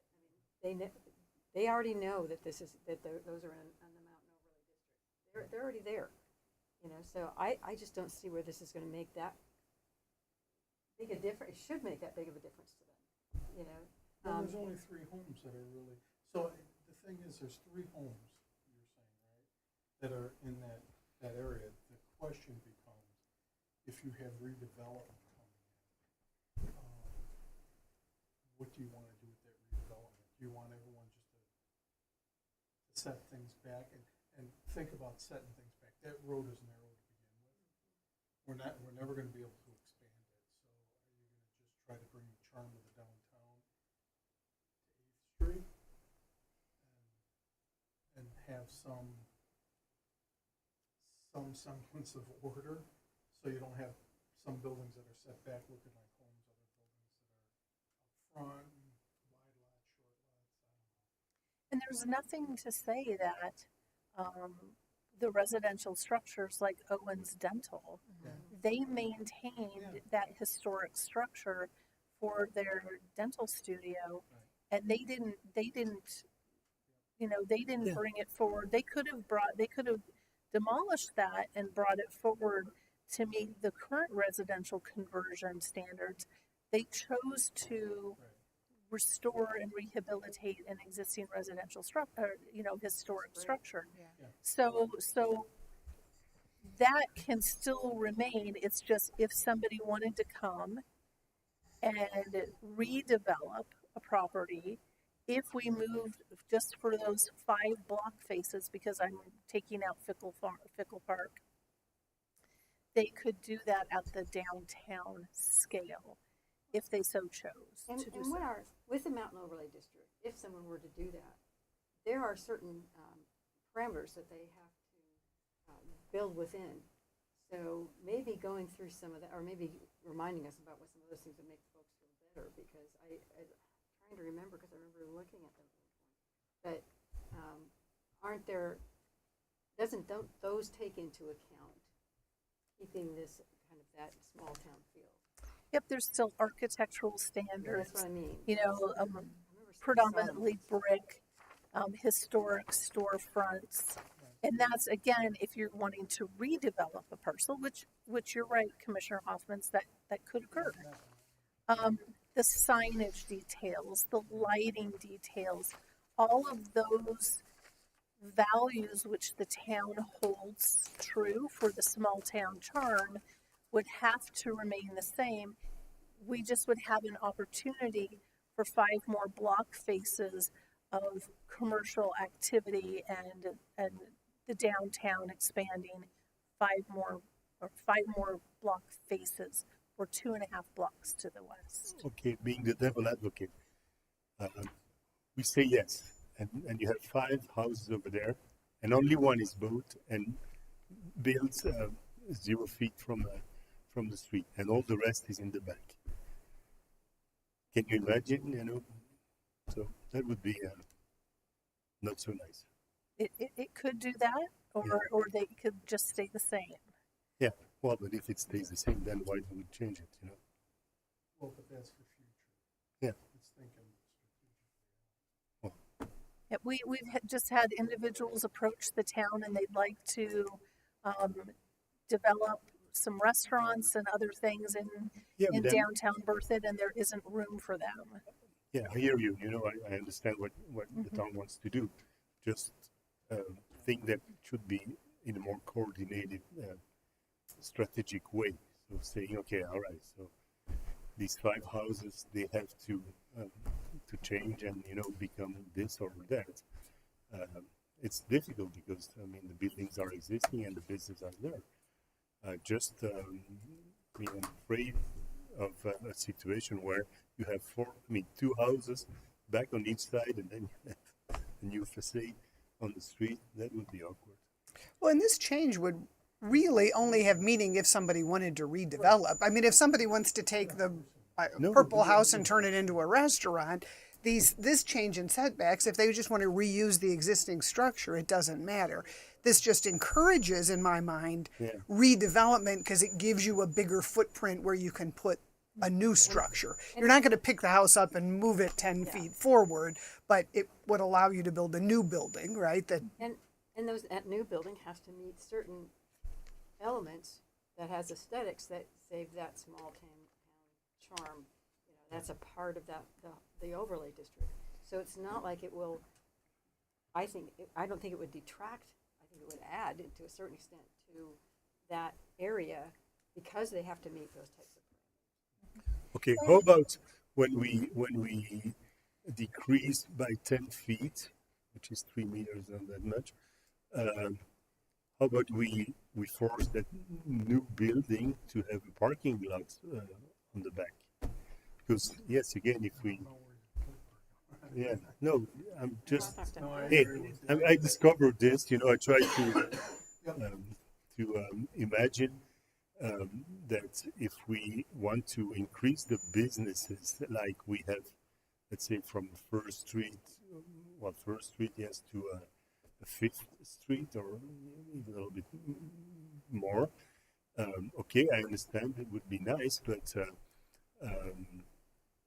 if we do it, so let's think a bit more forward and think about, parking, as you said, or, you know, making sure that we just not say, okay, let's go and allow building to be redone at that place without any other counterpart, you know.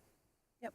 And I believe in the downtown, I believe in the Mountain Avenue overlay, if your property fronts that, there are no parking lot requirements in any of the Mountain Avenue overlay. Currently is what you're saying. Currently, yeah. So one thing that you could do is if you are struggling with the full extent of taking downtown to 8th, you could take downtown to 6th, keep 2 blocks of the neighborhood conversion, and stop at 6th, where the majority of that has already been converted. Mm-hmm. You know, and again, 75% has been converted already. However, that would just be extending downtown another block. So that's something else to consider is keeping neighborhood conversion or residential conversion, stopping that at 6th, and then extending downtown another block to the west. Can you remind me how many streets we have in front of the total Fecal Park? Is it 2? It's just one block. One Yeah, block. and this also doesn't So we could extend. keep that block as a you know, separation between just a walking distance between businesses and in front of the park. That would make sense. Right, and that's 6th. Yeah. On the east side, 7th on the west side, Yeah. and then there's one more block to Town Hall. Uh-huh. So if you are open to the concept of extending the downtown, you could extend it just one more block to 6th, and then keep the neighborhood conversion. And remember that it's just the property that's fronting Mountain. It's 150 feet from the center line of Mountain. That's the overlay. So it would not even be touching or impacting the residential structures that are facing Fickle Park, except for Owens Dental, which has already been converted, and the newly painted Purple House. Is there any chance you have a map of this? I know, I'm sorry, I do not have a map, other than, Because my only fear Google about Maps. stopping it short of Fickle Park is I think, am I wrong? And sorry, I don't walk as much as you do over there, but directly across from Fickle Park, isn't that where the old hotel is? And to me, that's a site that's really ripe for redevelopment. I would love to see that happen. Me too. And so if this helps encourage that, I don't want to stop it short of that. And then the block that maybe we care most about seeing redevelopment is now not in this. That was my concern too, as you were saying, that's an alternative, because I was thinking, no, that's the area I'd like to see redeveloped. Right. You know, Yeah. I mean, I guess I personally can get comfortable with this. I get we're extending the downtown. It doesn't necessarily mean any of these houses are going to get torn down. A lot of them may still get converted, like they could today, to a commercial use, but it does allow for redevelopment. And I think that's most likely to take place on like the larger lot where you have the hotel, motel. Forget what I said, because when I see the motel now, I understand why. Disregard. that's all right. Well, and it's actually a really good point that I should have provided an aerial map that probably would have been much more helpful for you all to visualize what we were talking about. So that's helpful input to give to me, and then I can do that for the town trustees. So I just wasn't thinking, and I apologize.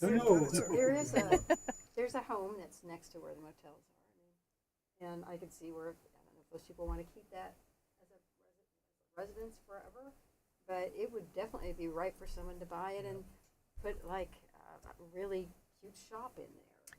You know? Yep. So an example in Windsor. Windsor's downtown has expanded a couple blocks to the west, and they're all still homes. There's a little clothing store, there's a couple bridal stores, there's a spa, a haircut salon, there's a therapist, there's somebody that does CDL physicals, there's a little home decor store, and those have expanded west. They don't have the nice trees that Windsor, that Bertha does. However, they've just expanded the downtown, and it's continued on, and that's been like that for nearly 30 years. I think it's really cute. I think these things are going to happen. I think we're going to see some redevelopment. I think, as you said, there's already 75% of homes converted to businesses there. So I think people are going to buy. I don't think people are necessarily going to buy these houses like that house next to the hotel. I think they're going to buy this house and tear them down. I think they're going to buy that house and maybe put in some cute little shop, like they did with, what's it, the insurance agent? They have two different doors. One of them has a little shop, and it's right next to the vet. You know, I think that is so cute how they did that. Marley and Moose was this really long house, and they just got at the inside and created a business in there. I think that's what we'll see. Well, I hope that's my only fear, is that by changing these, it makes it less attractive to just keep the existing structure, because you'll be able to get more development on the land by tearing down the cute little house and putting something larger on the site. So also remember that we do have a historic preservation commission. Okay. We can have local landmark designation. So if individuals are afraid of that, they can ask to be locally designated. And if somebody would want to come in and destroy a historic structure, they would have to get permission from the town. That purple house has the historic district. I believe it does, as does the big plaque out there. Hopefully the motel doesn't. Is that the haircut place? Am I thinking of And then you somewhere use else? the feet. No, it's a little purple house. It's right across from Pickle here. Park. Yeah. And in front of It's in like the Park, middle of the block. beautiful houses. No, it's on the corner. Oh. That's the one. And they renovated the whole thing. It took them like a year and a half, 2 years to renovate the whole thing, and then they painted it purple. Am I wrong? Mr. Larson's saying you're wrong. Oh.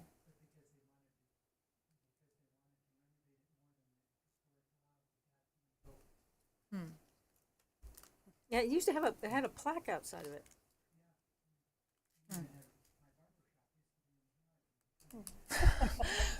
Plus, plus, And do we need a public hearing on this one? Sorry. no. Yes, we do. Yeah, so again, it's only 150 feet from the center line of mountain. So it will not touch any other homes that face Fickle Park, except for Owens Dental, that structure, and the Purple House. Nothing else would Where be is touched. dental? On the, that's 7th? Yes, it's 7th. Owens Dental is on the northwest corner of 7th and Mountain, right across from Fickle. Fickle Park, yeah, that And it's one. already been converted. Yes. So, and how about the trees? If you put the new building on the, so you remove the trees then? Well, somebody could. Yeah. However, would they choose to? I don't know. Yeah, but if we open the door, they can. You know, so I mean, again, I'm the devil advocate here. I mean, we have, I think this part of the town is very beautiful, and I would be a little bit sad to see this building going away just because a big investor says, "Oh, it's a nice park beside, and I can have a big business, and I come with 20 million, I buy everything, I remove the trees, and I put something on the sidewalk." And I'm not sure I don't want to see that. And we can definitely say, are the trees in the tree lawn between the street and the sidewalk? Because Yes. those would not be removed. No, but there's trees on the property, you know. I mean, it's here. We were just there doing a site visit this week.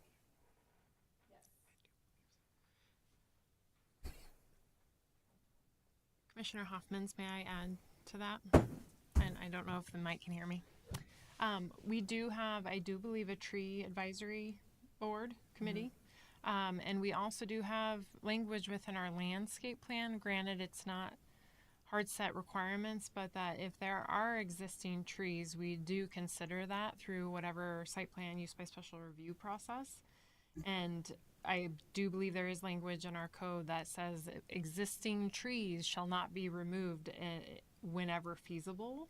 So we do take that into consideration, granted, to your point, yes. But there are some provisions within our code. And part of the beauty of the Fickle Park is not only the park, but what you see from the park. And if you remove that, you lose a little bit of the charm of the Fickle Park. That's my opinion, and it's just my opinion here, you know. So, And that's the beauty of a public hearing, and that's the beauty of deliberation, is you can have differing opinions. Yeah. It's okay. thank you. Is there an urgency to this? And I guess part for me, and I apologize, I probably should have gone out there sooner, but hearing from you and understanding a little bit better how this overlay district, it would help me personally. If there's an urgency, we take a vote tonight if everybody wants to do that. Otherwise, I don't know if it's possible to just continue this one item, because I think it would be helpful, and maybe even, I mean, it sounds like you went out with the board and you walked the area and you looked at it.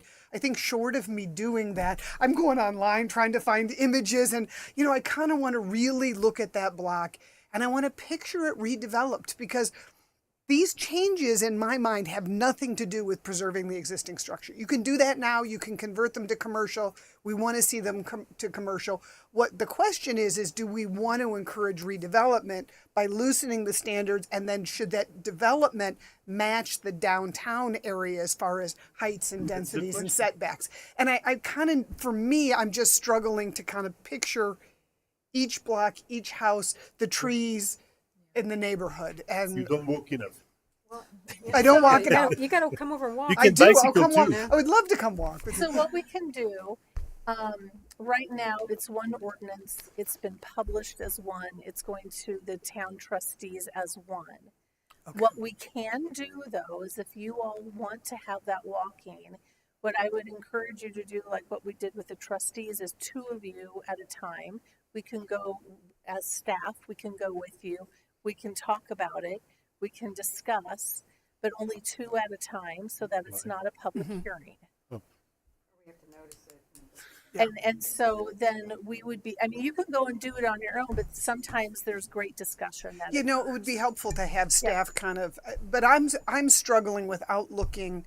And then we're talking, well, we could go to here, but then we could stop here and maybe here, but on the north. I mean, it's not a very long area to walk, and I would find great value in kind of being able to look at property by property and really visualizing how these changes in setbacks. Again, not if they're going to convert the house to commercial, because that's great. I'd love that. But if they're not going to, this is going to encourage or give you some greater ability to or inspiration to tear it down and redevelop. And then it also will give me a better chance to get familiar with the design standards and the criteria necessary. Because again, as you pointed out, Chairwoman, those very well may alleviate any concerns I have about the aesthetics. But I'm kind of new to it, so I kind of really want to get my handle on what is required architecturally. The more I realize that there's a huge difference between the south and the north. Mm-hmm.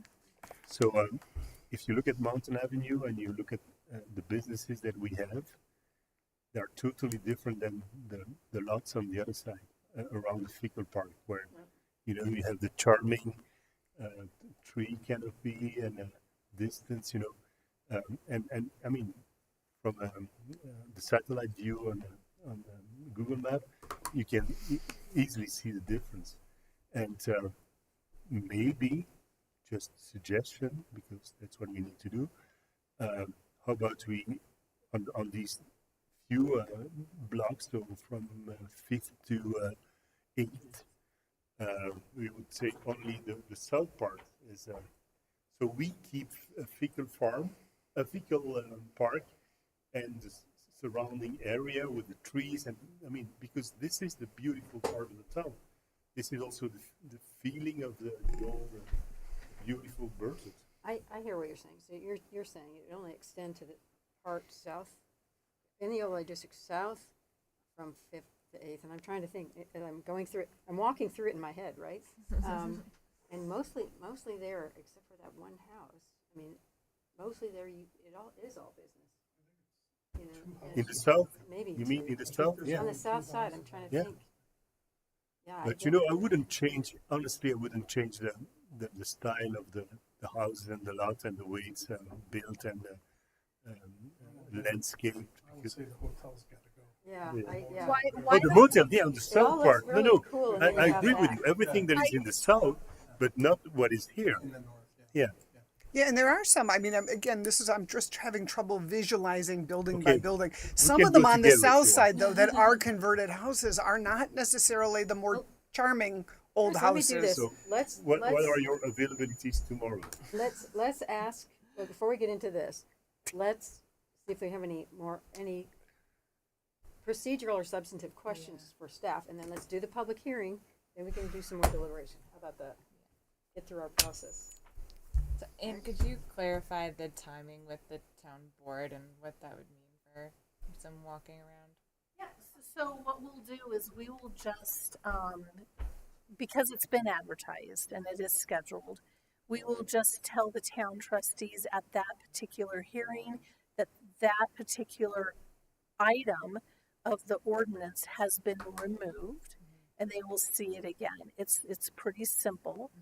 And we'll just make that change. It's been advertised, so when Ton and I make our joint presentations, we'll just say, the item that on Mountain Avenue has been removed from the request. And was And there then- a pressing item that precipitated this change, or it's just part of your code? It's part of the code, and there is a developer who is wanting to redevelop a property in that area and bring some vitality to Berthoud. And so staff, though, last year started evaluating the downtown and the residential conversion because so much has already been converted, and taking a look at the only difference between those two is small. However, it could be a big impact. I recognize that. So that's why we made that recommendation, and we did take the town trustees on a walking tour, and they seemed open to that idea. So as staff, I'm willing, if you all will send me your availability and some dates for an hour, we can meet at town hall, do a quick walk, and just have there will be 3 time slots. So if you all will send that, we'll just see who can meet. we'll go and do it. We can do it as a team. If you want to go by yourself, go do it by yourself.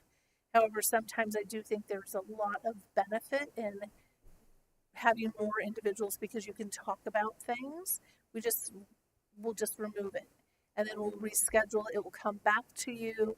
It will be a whole new agenda item. We'll re-advertise. We'll do all of that, I and think that it's makes not a sense big from deal. the Yeah, so- discussion, but let me ask you this question: does it, if we do that, does it make sense to also be able to provide? Because I think refreshing our memories, because it's been a few years for me to even remember all those elements of the Mountain Overlay District.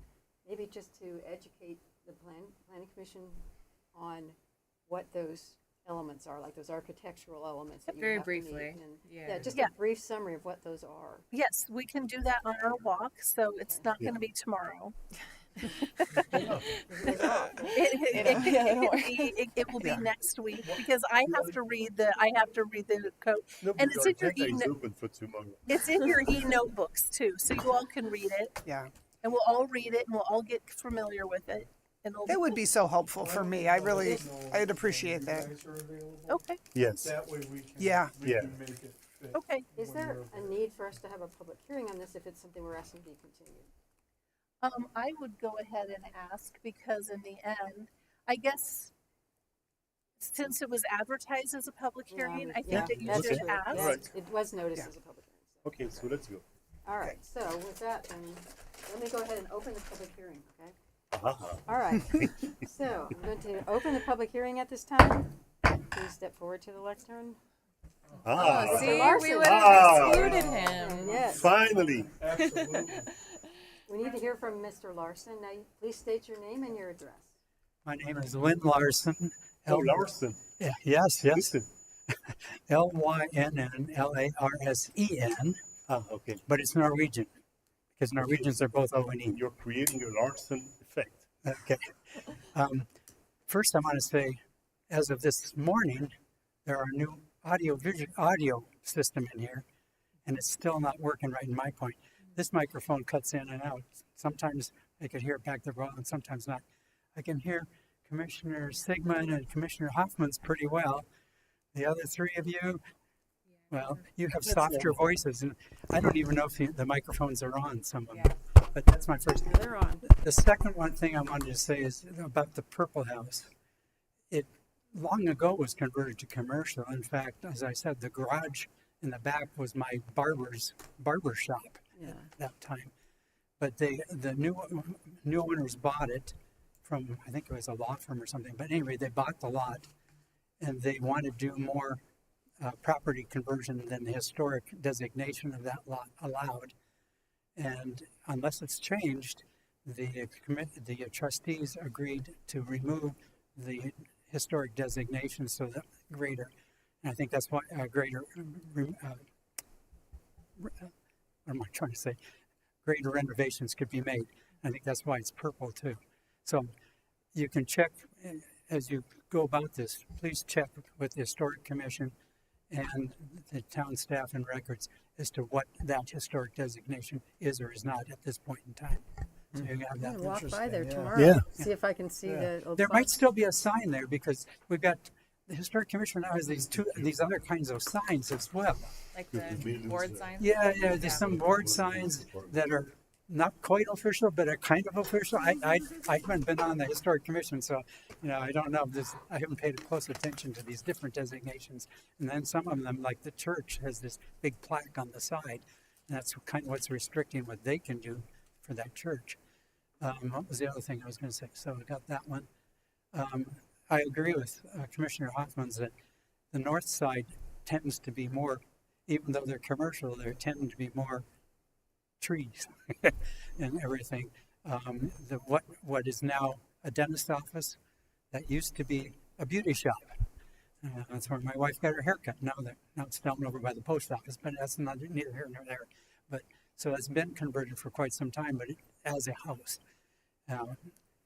And there's a few lots on the south side that still, we talk about the bank. I don't know what the requirements were at the time of the bank, but the bank, you'll notice, is not up to the sidewalk. The bank has a front yard on Mountain Avenue, and so do some of those that have not been converted.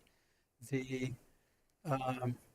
veterinary clinic, which used to be a restaurant at one time before I moved here. That's right out to the sidewalk.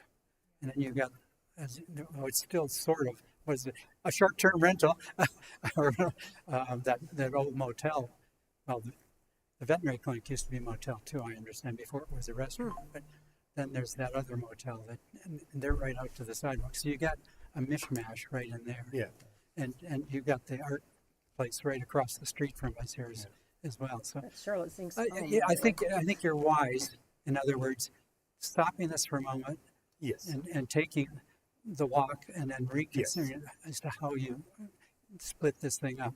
I have no opinion one way or the other to remove the residential conversion district. Maybe you need to be a little more flexible in what the downtown distances are, so that if they want to maintain a distance from the lot line to the sidewalk, they can still do a better job with, a front yard if they want to. Just Okay. a suggestion. All right. Well, I totally agree with you. Even if you went over 3 minutes, Oh, well, All right. you didn't time me. Yeah. You didn't give me Yeah, time but to stop. I think, yeah. I thank will you. stop though. Thank you, Mr. Larson. We Thank you. appreciate it. Thank you. All right. Okay, so I'm going to, unless there's someone else who wants to speak, I'm going to close the public hearing. All right, so we have closed our public hearing. If I may say something, Please. Chair Anderson. So remember the setbacks have minimums, but they also have maximums. So that doesn't mean everybody's going to build right to the sidewalk. They could be 10 feet back. So I think having a walking tour is a great idea. Yeah, I do. Yeah, I think since I think we have different opinions here, and I think it'd be good for us all to be able to actually see it. So I think it's a great idea.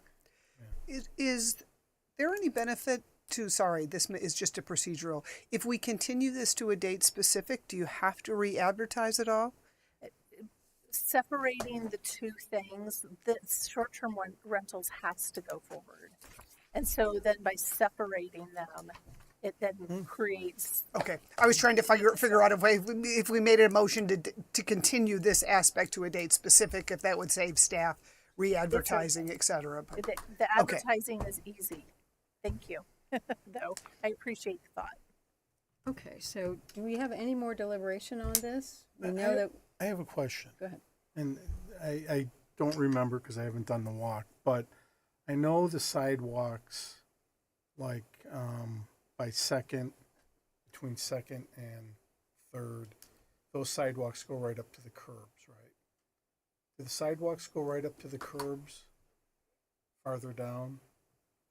Further Okay. west, Yeah, as we go west? some of them do, yes. I think on the 5th to 6th block, on the north face, the sidewalk goes to the curb. But we will check that out on our walk. Yeah, because we would want that consistent if we were gonna. Yeah. I mean, I don't know, would we? The large trees in the greenway between 5th and 8th are wonderful, and I wouldn't want to change those trees Yeah. just to have the sidewalk next to the curb. Yeah, well, that's why I'm Yeah. asking. That's why I'm asking that question. Yep, so I think that they can be different, Okay. and we can write something in here about that. Yeah, because I think that's a good idea. that's kind of, because I know I walked that way with my grandson and I can't remember. Yeah. But I know that those trees are there, and that's how come I'm like, well, as we do this, what are we trying to accomplish? Because then that would be saying that if we want everything to kind of flow, we would move those sidewalks to the curb. Yeah. I don't think we want to do that. And it's also another big difference between south and north of Mountain Avenue concerning Agree. trees. Yeah. If you, I mean, I have, Totally agree. so you don't agree? No, I said I totally agree. Oh, okay, sorry. I like Well, I this- think we- whoever had the suggestion, by the way, of staff maybe putting something out with 2 or 3 times, and then we can respond and say, I'll take one Yeah. slot here. It would be helpful because I can I'm pretty flexible. I can make my schedule too. work. Yeah, me too. We can do it. Sounds good. So then do we have a motion to continue this? It won't be continued. You are just, what we need to do is Put on hold. staff is going to request to withdraw this portion of the discussion for that particular ordinance. Okay. The ordinance, I believe it's 1335 or 1336, will continue with only the short-term rental portion, and this portion will be withdrawn. Okay. Do you need any formal action from us Yes, to authorize you to do please. that? Yeah, I think you Okay. just make the motion to accept staff's suggestion to withdraw this portion. Okay. So we need a motion then, or I'll restate it, to accept staff suggestion to withdraw this portion of this agenda item, the Mountain Overlay District code changes portion of the agenda item. So moved. That's the easy way to do it. Okay, do we have a second? I'll Yes. second. Haha. So we have a motion by Commissioner Stigman. We have a second.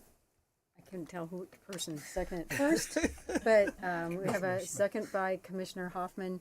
Can you please take the roll? Chair Anderson, Yes. Vice Chair Smith, Yes. Commissioner Hoffmans, Yes. Commissioner Simodalis, Yes. Commissioner Sigmund. Yes.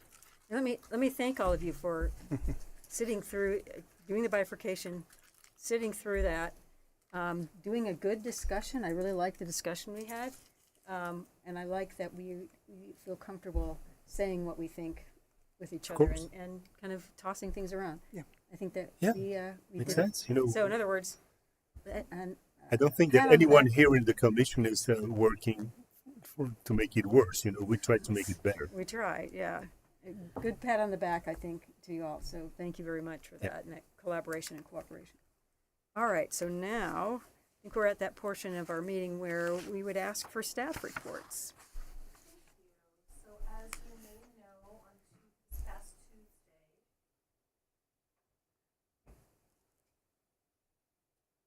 on this past Tuesday, Commissioner Mark Brody was appointed as a new town trustee. So he was asked to not show up tonight since these items will be presented to the town board within the next few weeks. Which means we have an opening on the planning commission.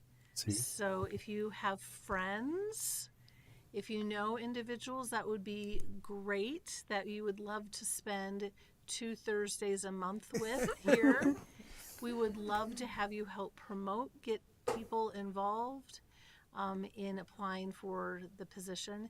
We do have some land use hearings coming up that will, we want to have quorum. So please help us promote this.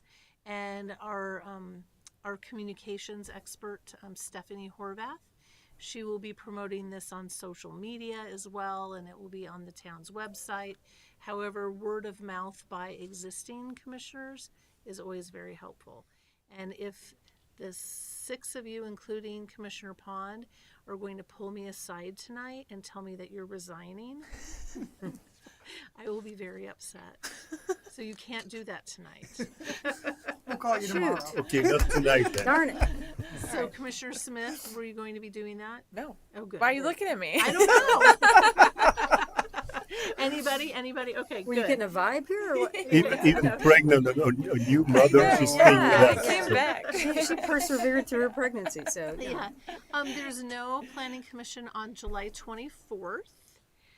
We do have some upcoming public hearings on August 14th, August 28th, September 9th. I know you will not be here on September 9th, neither will Commissioner Pond. I will be turning 60 that day if you care. Oh, congratulations.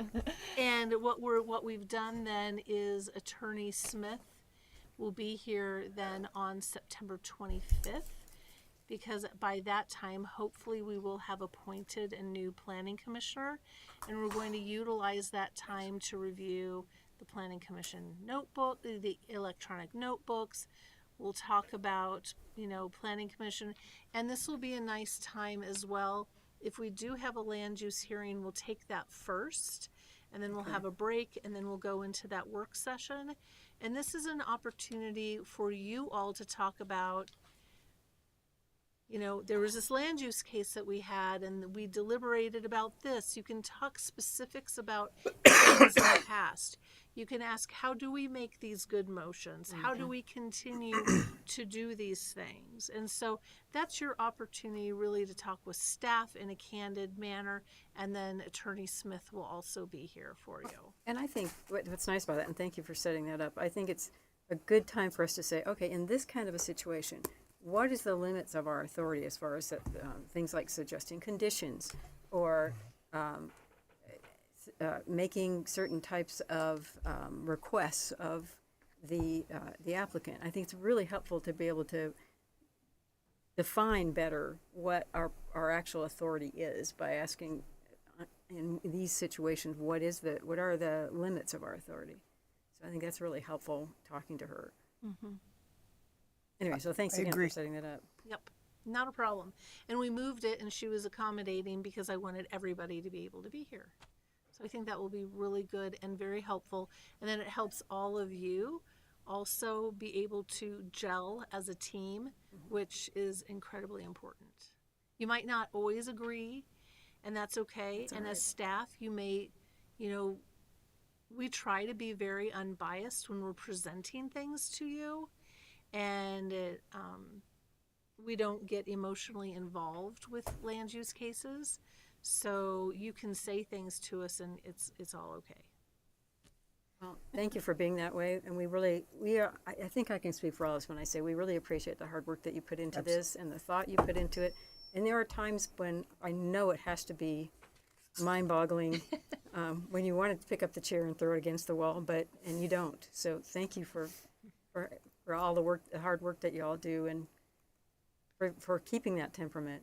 Yep, this community development team with Luke as the engineer, Mark as the inspector, Nathan as our GIS coordinator, Bella and Ton and our Taylor, Brenton, and Audrey, our 3 building permit technicians, and Lakin, our intern this summer.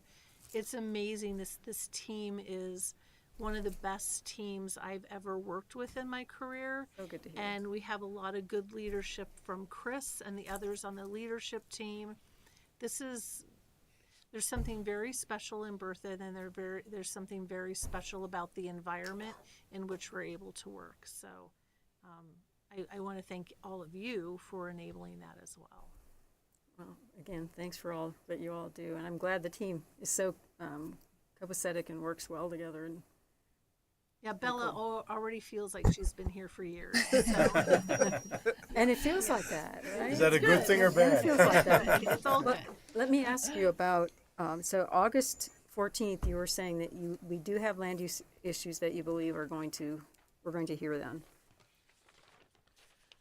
August 14th, yes. Okay. And then the 28th, do we already have some, I mean, what I'm asking basically is, have you already noticed land use issues for? On the hearing? 14th, yes. Okay. On the 28th, do you think either have those been noticed, both of those? Revere, most likely yes. That I have to clarify. Okay, one definitely on the 28th. The one on the 14th and the 28th potentially are controversial, and I will always have police presence. Thank you. We think something's And I think I can guess which those are. What? I can guess which those are. Yeah. We're coming back for a repeat performance. Yes, so 14th, the 28th, we definitely have something. Right now, we don't have anything scheduled on the 11th. However, there is one that could go on the 28th that might have to be pushed to September 11th because of timing of the resubmittal of documents. And then on the 25th, it would be I call it open mic night with our town attorney. So we may have in the next couple hearings, maybe ones that may have some controversial land use issues. Okay. So Yeah, and we just don't know. There could be something that is ready. It just depends on how many of these are ready to go by that time. And we try to encourage people to get things addressed. We want them off the pending plate as well. and they just need to address staff comments and other referral agency comments before they can get to you, because we are telling applicants that we will not take things that are conditioned unless it's very minor, something that can be dealt with at the next stage. You guys We make want these it pretty very squeaky scrubbed. clean. Yeah. Yeah. Before we get them, so I appreciate that. Yeah. Yes. The one, It's hard for us to imagine all the work that has been done because it arrives in front of us and everything is clean. And we say, oh, okay, Nice. fine.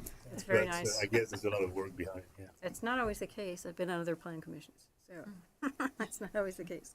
But yeah, thank you for that. We really do appreciate that. So, and as we know, commissioners, when there's a controversial issue, we have to play really by the book. We've got to be very mind our due process, and I'll probably hit all of you over the head when it comes to those. So Why are you looking at me when you say that? You should grab the gavel. I too. grab the gavel, I'm ready to throw it. But yeah, we just have to make sure we play by the book, and you all are pretty good about that. So You do a great job of making sure we do that. Yeah. it's just my nature when I get in one of those situations. Everything's got to be by the book. Second time our lights are going. And I Thanks, think Lynn. one of the things I hope that we talk with Attorney Smith about, she too is really good about explaining kind of the underpinnings of due process and why us doing things a certain way is really important because of the types of appeals that happen and lawsuits that happen when you don't do it that way. And so I hope she comes ready to tell us more about that. She's really good at kind of describing that. So I like how she does that. All right, I'll quit talking. And also, congratulations to the technician who's playing with all the She did a great videos and the job. microphone and everything. Working well. Apart Mr. Larson, who cannot hear some of the. Oh, good. So- I'm glad. We're over, we got it. Exactly. Exactly. Thank you for bearing with us, Mr. Larson, as we Yes. learn more about the new audio system. So, all right.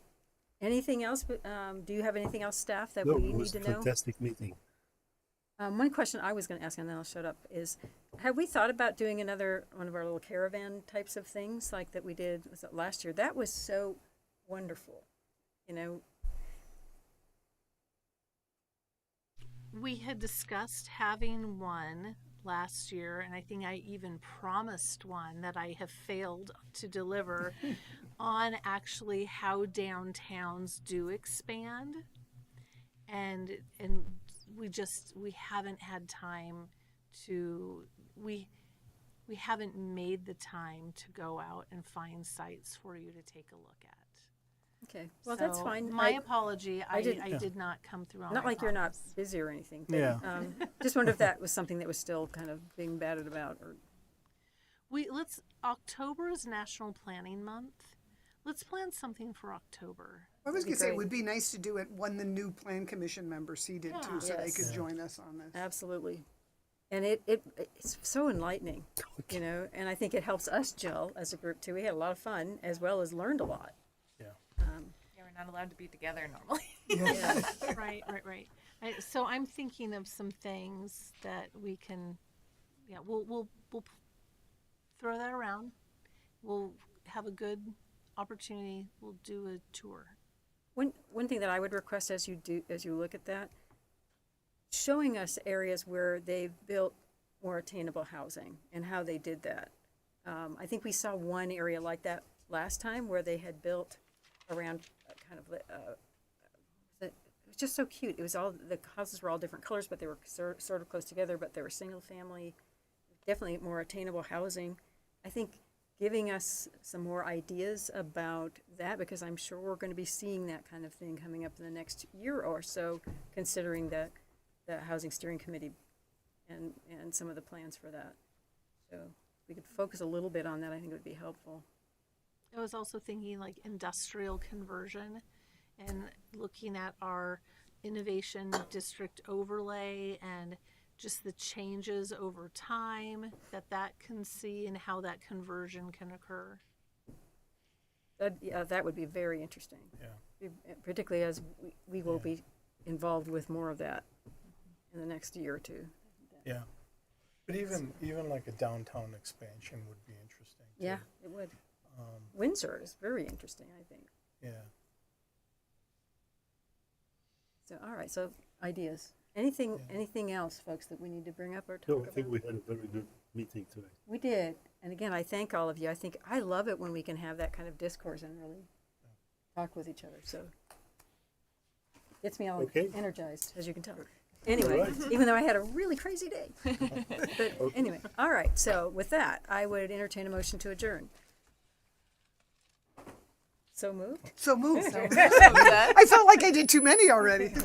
So moved. And second. And we have a second. With that, we are adjourned. Thank you, everyone. Thank you for letting me use the so moved. You did it. I do it. I thought I'm not going to fix that by trying to articulate it over again. I do it at our habitat meetings No, it's a big because I'll have a really long motion about something like, we move to do the blah, blah, blah, blah in this policy and on this land. Well, and you did such a good job of saying, okay, so let me state what I think the motion is. I'm like, I'm just not going to redo it. That just makes sense. So moved. Thank you for the candy. And Thank Nick gets you. full share for having It's like candy. trick or treat. Thank you. My husband loves it. This is perfect. Thank you so much. My husband loves Oh, you're mean millennial kids with their